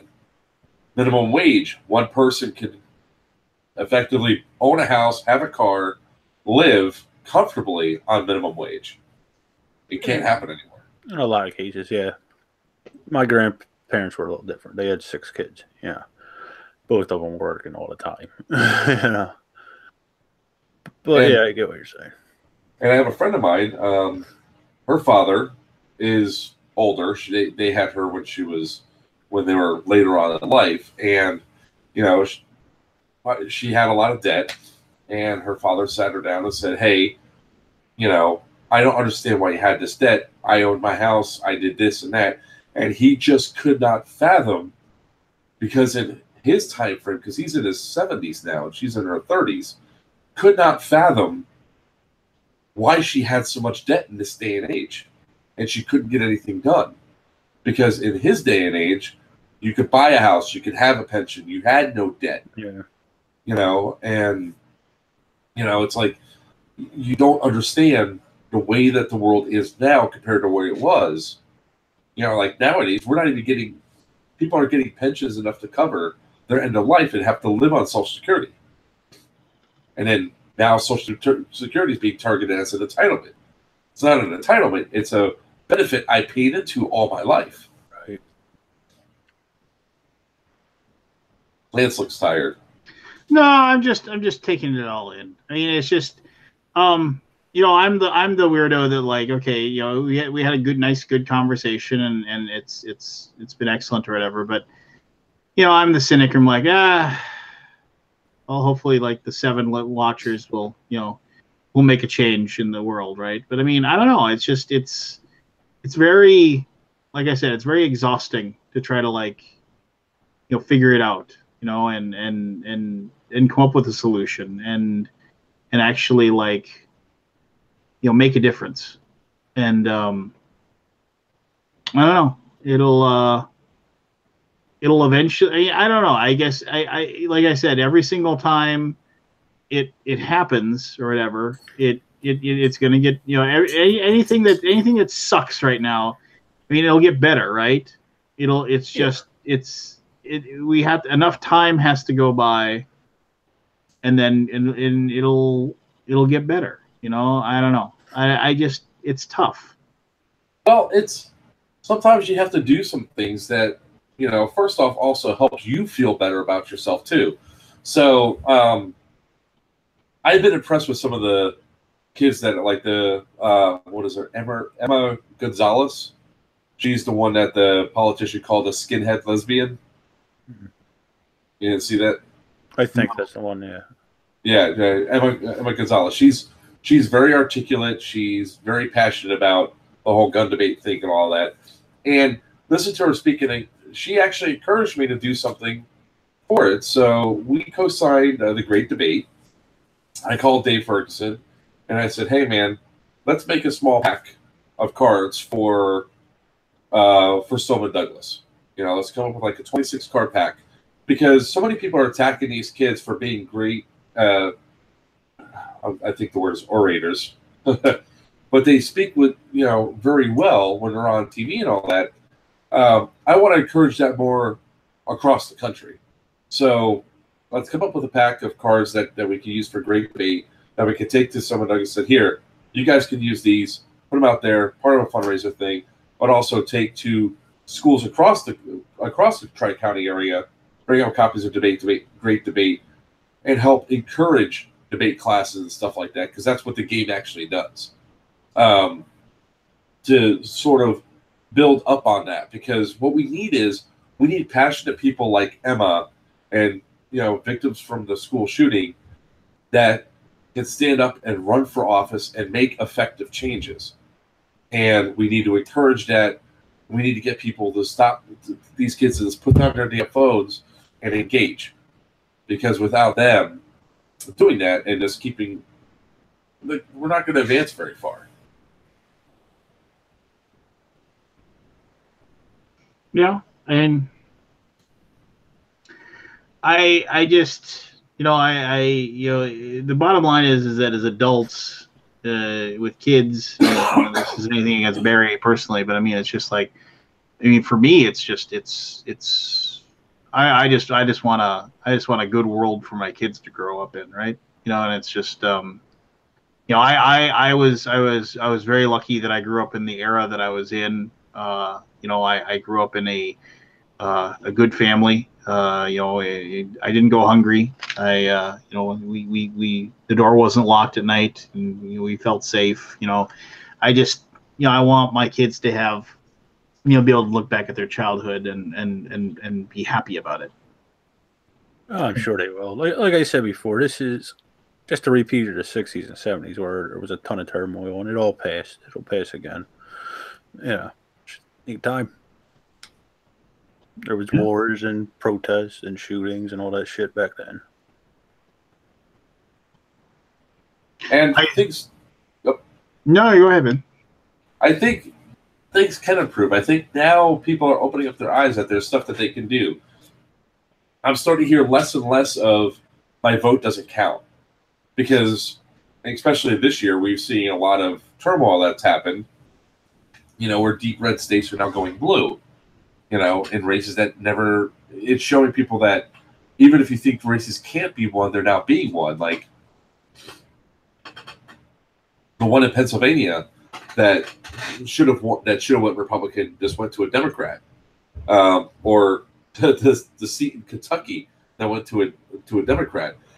People are starting to see that they can make effective change and move forward. It's just a matter of all of us, trying to do something and try to focus on trying to do something positive.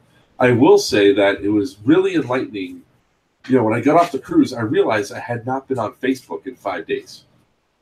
Yeah. And when I was not on Facebook in 5 days, I was generally happier. Then, of course, I saw the news and was like, oh, that was an interesting week for Trump. I have a feeling, though, that there's going to be a fundamental change in the next year to 3 years in this country because of the political climate that's going on right now. I think there's going to be a fundamental change. Yeah, maybe. We'll see. There's going to have to be some work, though. The gerrymandering and all that, Well, that comes out in June. Yeah. Not at all, Seth. We're not talking politics. I was actually going to wrap things up, so I feel bad. But it's been a topic. Yeah. Well, yeah. Have you played any board games lately? No. Anyway. Yeah, I did. I was on a cruise with board games. Yeah, I know. Neglecting your family. But anyway. No. I brought my wife with me. I left my kids behind. Just neglecting the kids. Yeah, just neglecting the children. But all right, cool. Well, this was a fun conversation. No, we didn't mention the monumental Kickstarter. Seth, pop in here. You got the link. Talk about that thing. Talk about both of them. Pop in here and talk about them quick. I still got about 10 minutes before I'm gonna hit my wall. I gotta crash. So the monumental Kickstarter project is really weird. and I don't know what your opinion of the Edge of Darkness one is, so I'll let Seth mention that one if he pops in here. But and we'll actually finish talking about board games, which will be weird, right? Yeah. And I don't know what your opinion of the Edge of Darkness is, so I'll let Hey guys. Hey, Seth Jaffe, everybody. Hey, so, yeah, I looked What's at. wrong with you? Your audio is horrible, buddy. What's going on with that? Oh, I got this microphone, but I haven't plugged it in yet. I don't know. Well, why don't you try that microphone? I can't understand a word you're saying. Really? He went audio tune on us. Yeah. I'm gonna try this microphone live, apparently. Yes, everybody go out and buy Eminent Domain Oblivion in stores now. Is it? I went to my local game store today and it wasn't there. Well, I saw it was for sale at Miniature Market and Cool Stuff. So, yes, that's true. if it isn't at your local game store, ask them to order it, and they'll be able to get it for you. This Or you isn't a can show buy it about. online. Well, This isn't a show about board games. It's a show about gun control. my local game store said that their distributor showed it as not in stock yet. So, any minute now, I'm sure. All right. Tripod. Got a little USB cord. So this is supposed to be like a plug-and-play microphone. So maybe if I just plug it in, it'll work. You think? Yeah, that's usually how it works. You might have to change the setting up on on the Hangout. the Hangout.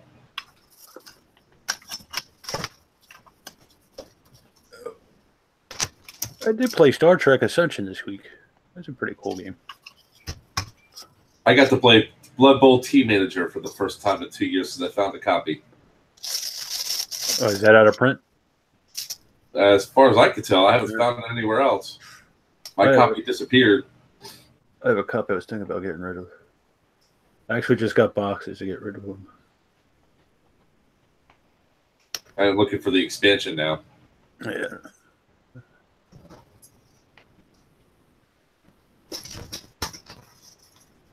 Okay, you hear anything? You have to change your. You have to it with change your microphone input or whatever. Oh, where's that at? And the Hangout up top, in the middle. that little gear thing. Gear thing. Communications. How about that? Oh, that's better.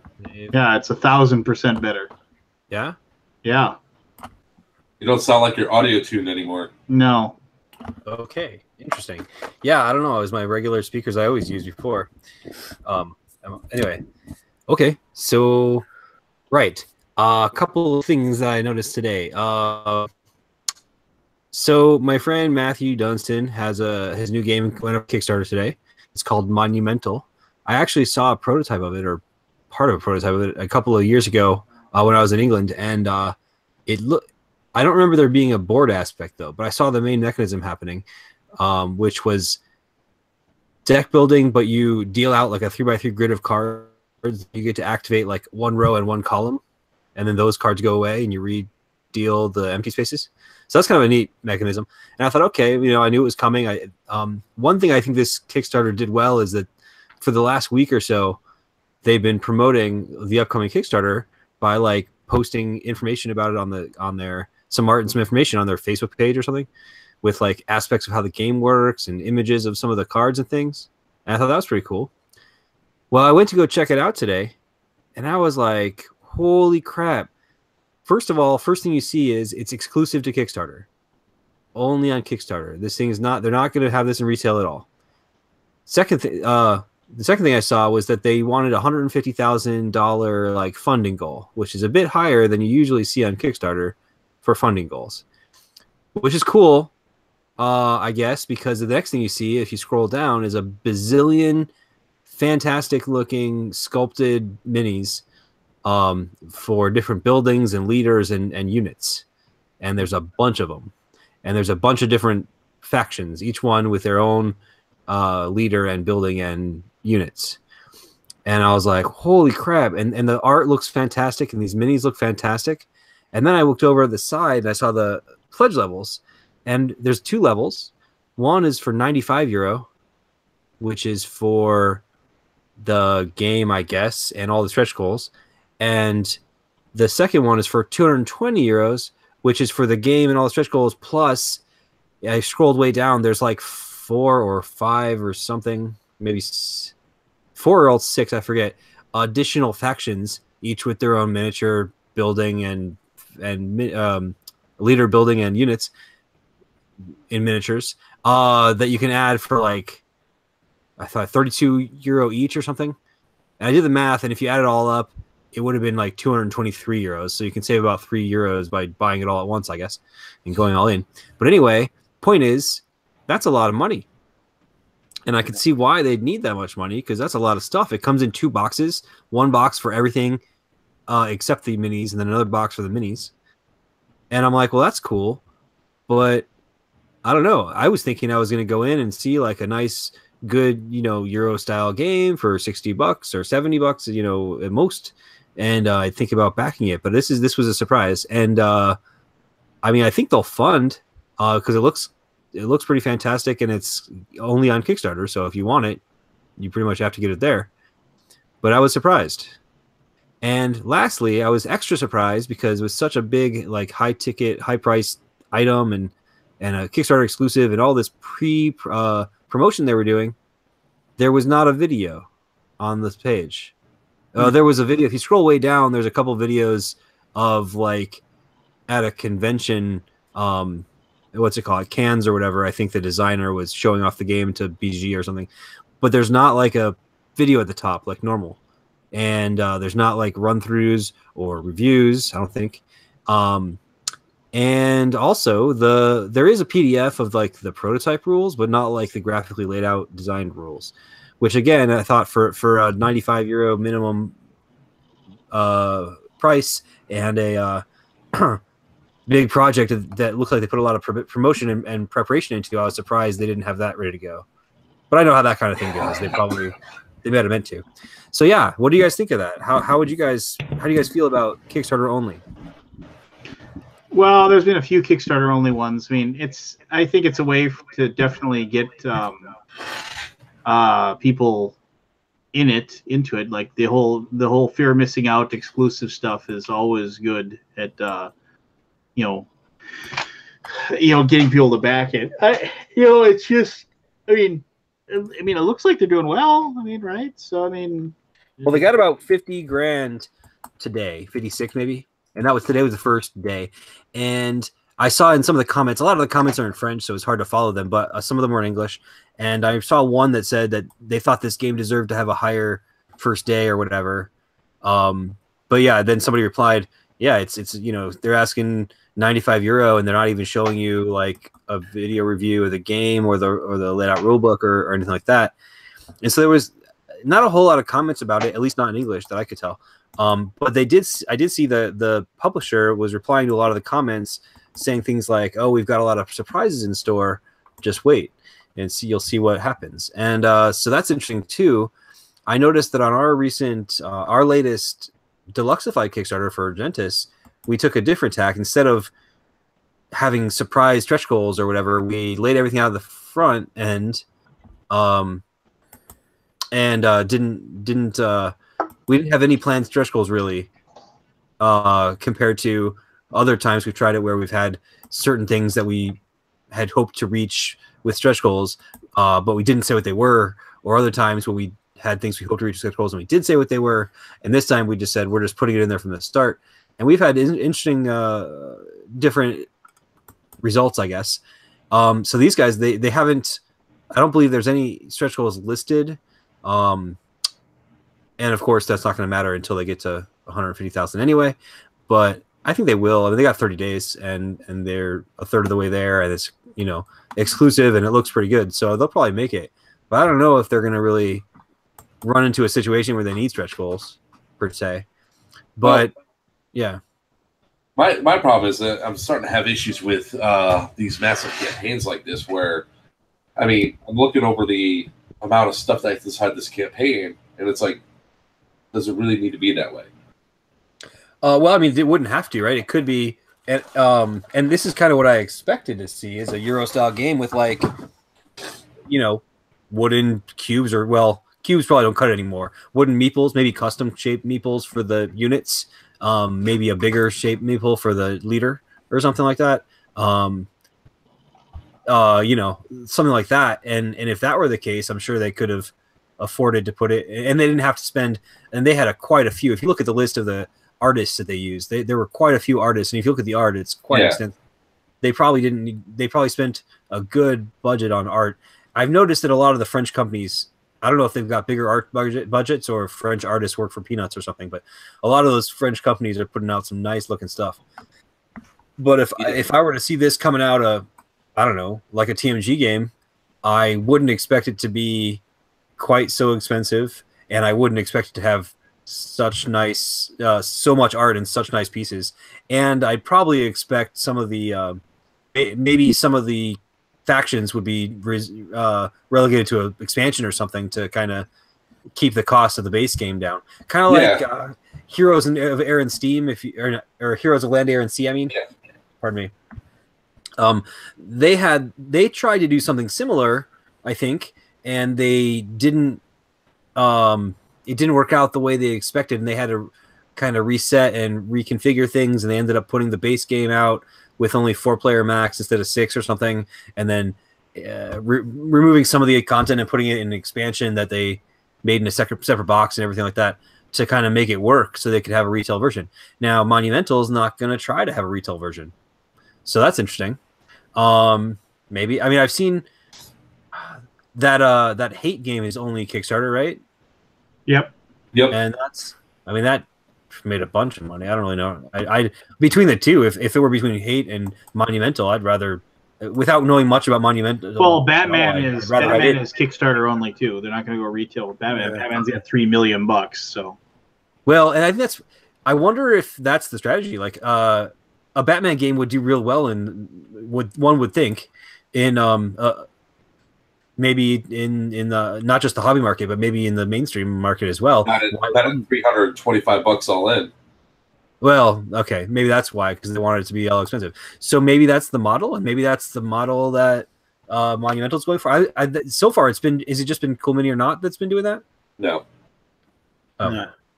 There's a few companies. Who's doing Batman and who did Hate? Well, Hate was Cool Mini. Yeah. Who's Batman?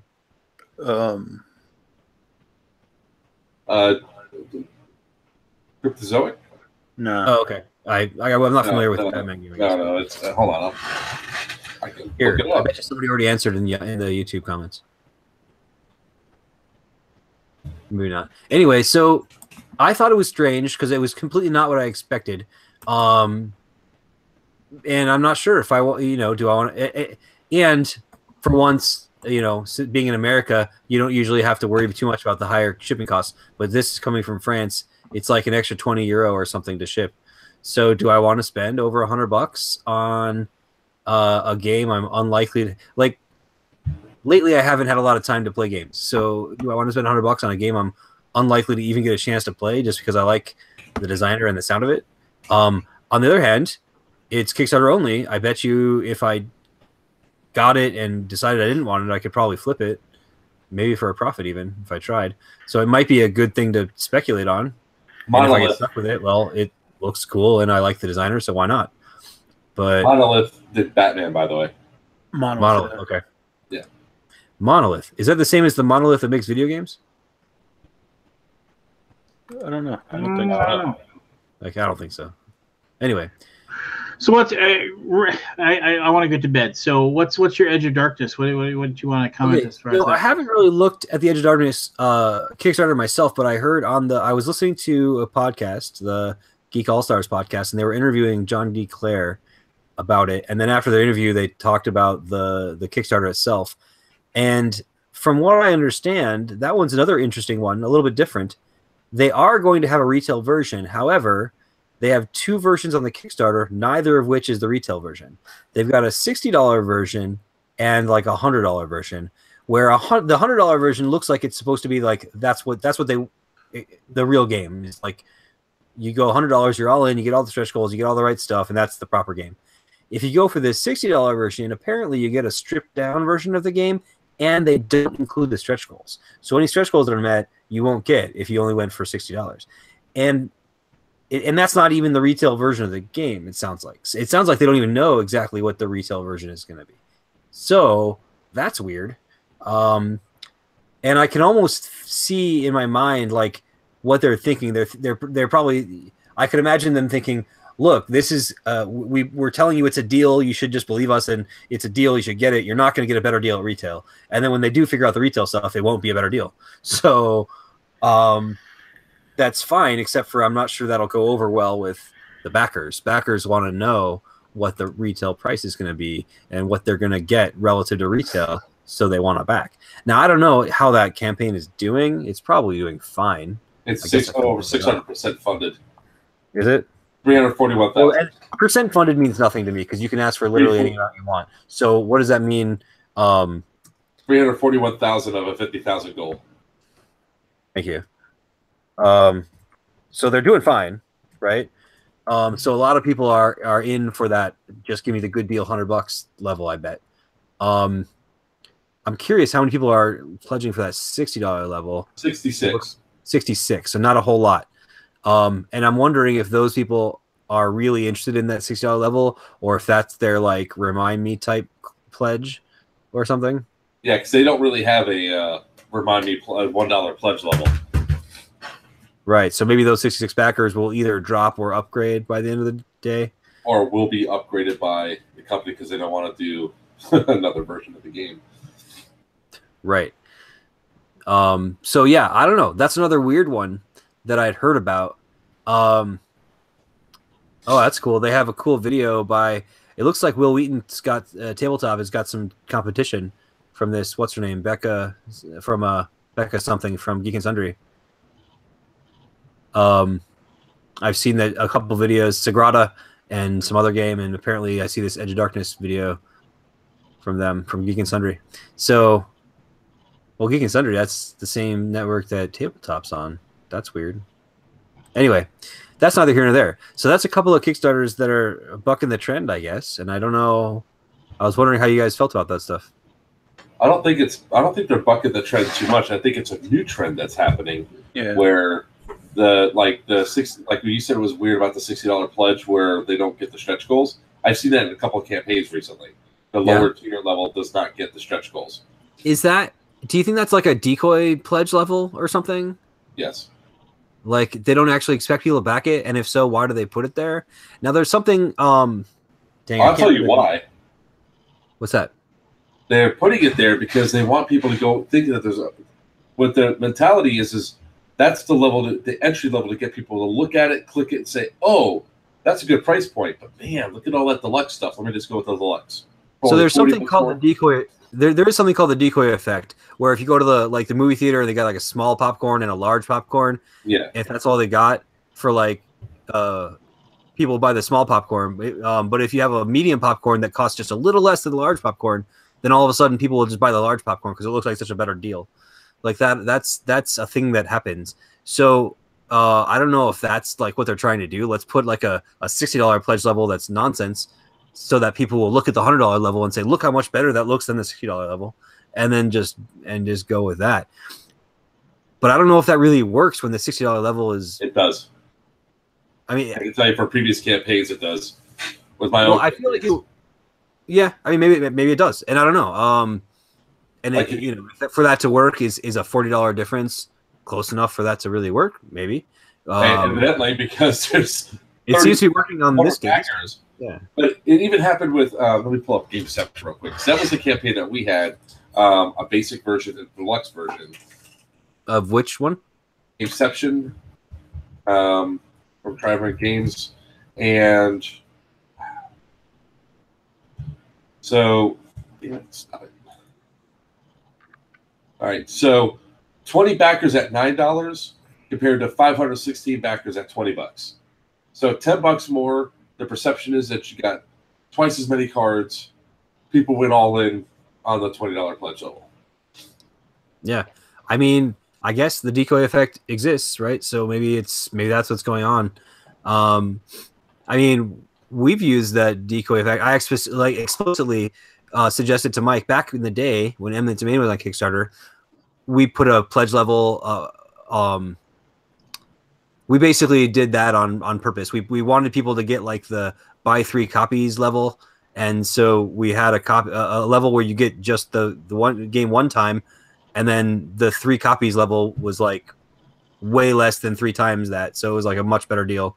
And we were trying to get people to buy 3 copies of the game, I guess, and it I don't know, it worked for us too, I guess.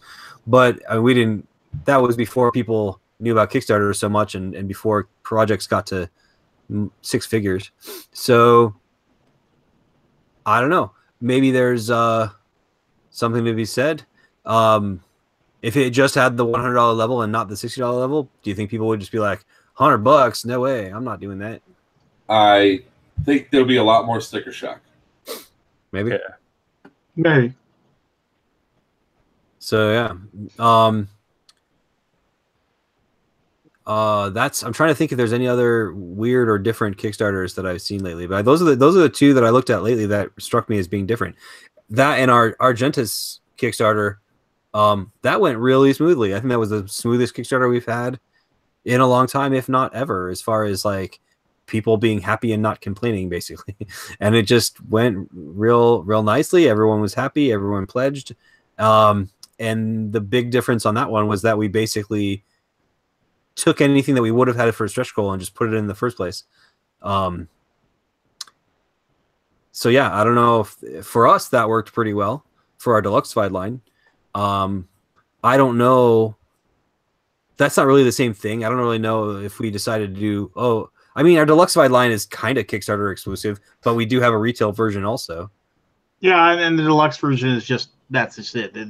It doesn't play differently. So right. Having a retail version, and for me, I prefer that. Like I always used to say, like, I used to rail against exclusive game content being given or offered by Kickstarters in order to get people to pledge, because my reasoning was, well, I guess it depends on what you're making. If you're making a Kickstarter exclusive item, then whatever. But if you're trying to have your game be on shelves down the line, then it sucks if the one on the shelf is not the same as the one that was on Kickstarter content-wise, because I mean, if you only got like a certain number of people, some 3,000, 5,000, 2,000, however many people are going to back your project, tenfold are going to buy that off the shelf. So why do a disservice to those thousands and 10,000s of people who are going to buy your game later in order to make a smaller group happy right now?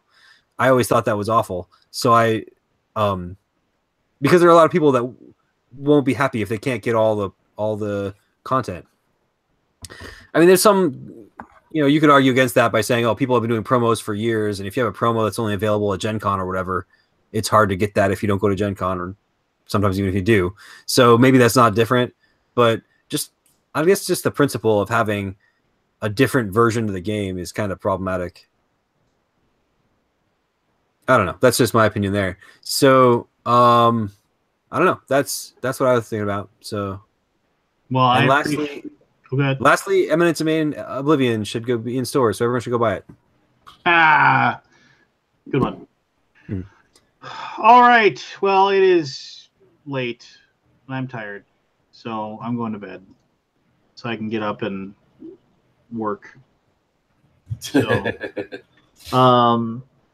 yeah. Thank you. Work so I can go to bed.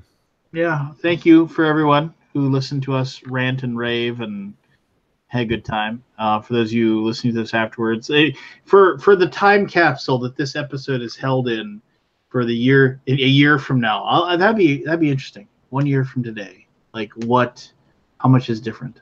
Yeah, I was in the car earlier. I listened into the show a little bit, and you guys were going on about universal basic income or whatever, and I was like, oh my god, don't talk about taxes and stuff. Nobody wants yeah, it got political in here. Nobody wants to. It got political fast. Yeah. So anyway, good night, everybody. Thanks for listening in, and go buy Eminent Domain Oblivion. And if you don't have, oh yes, and rest in peace, Stephen Hawking. For he would not approve of that message. No. Well, maybe not. Who knows? What, the resting in peace? Yeah. He was an atheist. No, he said there. He actually said there, without being religious. He actually said there may be a God, but it's more important to try to understand the universe. So, I believe he was more of an agnostic than anything. But anyway, farewell, Godspeed, Mr. Hawking. Yeah, no, he made the world a better place, and lived well past what they expected him to live. And he was hilarious. Like I the quote he had where he said, "We are evolved. We are just a group of evolved monkeys, floating on a rock around a pretty average star.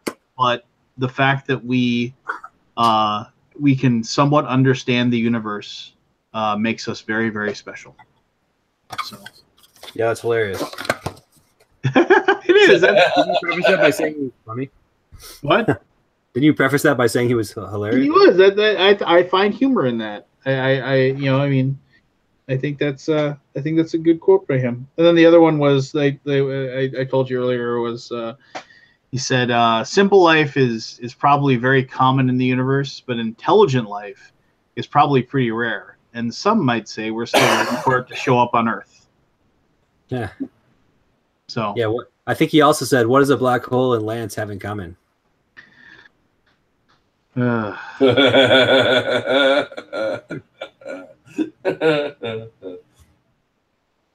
is there They both suck, by the way. That was. I stole that from the Big Bang Theory. Stephen Hawking was on the Big Bang Theory a few times, and I guess I didn't know if it was really him or if they just like manufactured his voice or whatever. But apparently, it was. I read an article today that implied that it was really him. Yeah, he was on Big Bang Theory. He was on The Simpsons. He was on Futurama. Yeah, but I mean, I didn't know if that was really his voice or if they, made it. No, it was him. But yeah, maybe it was really him. Cool. Yes. Good for him. All right. Good night, everybody.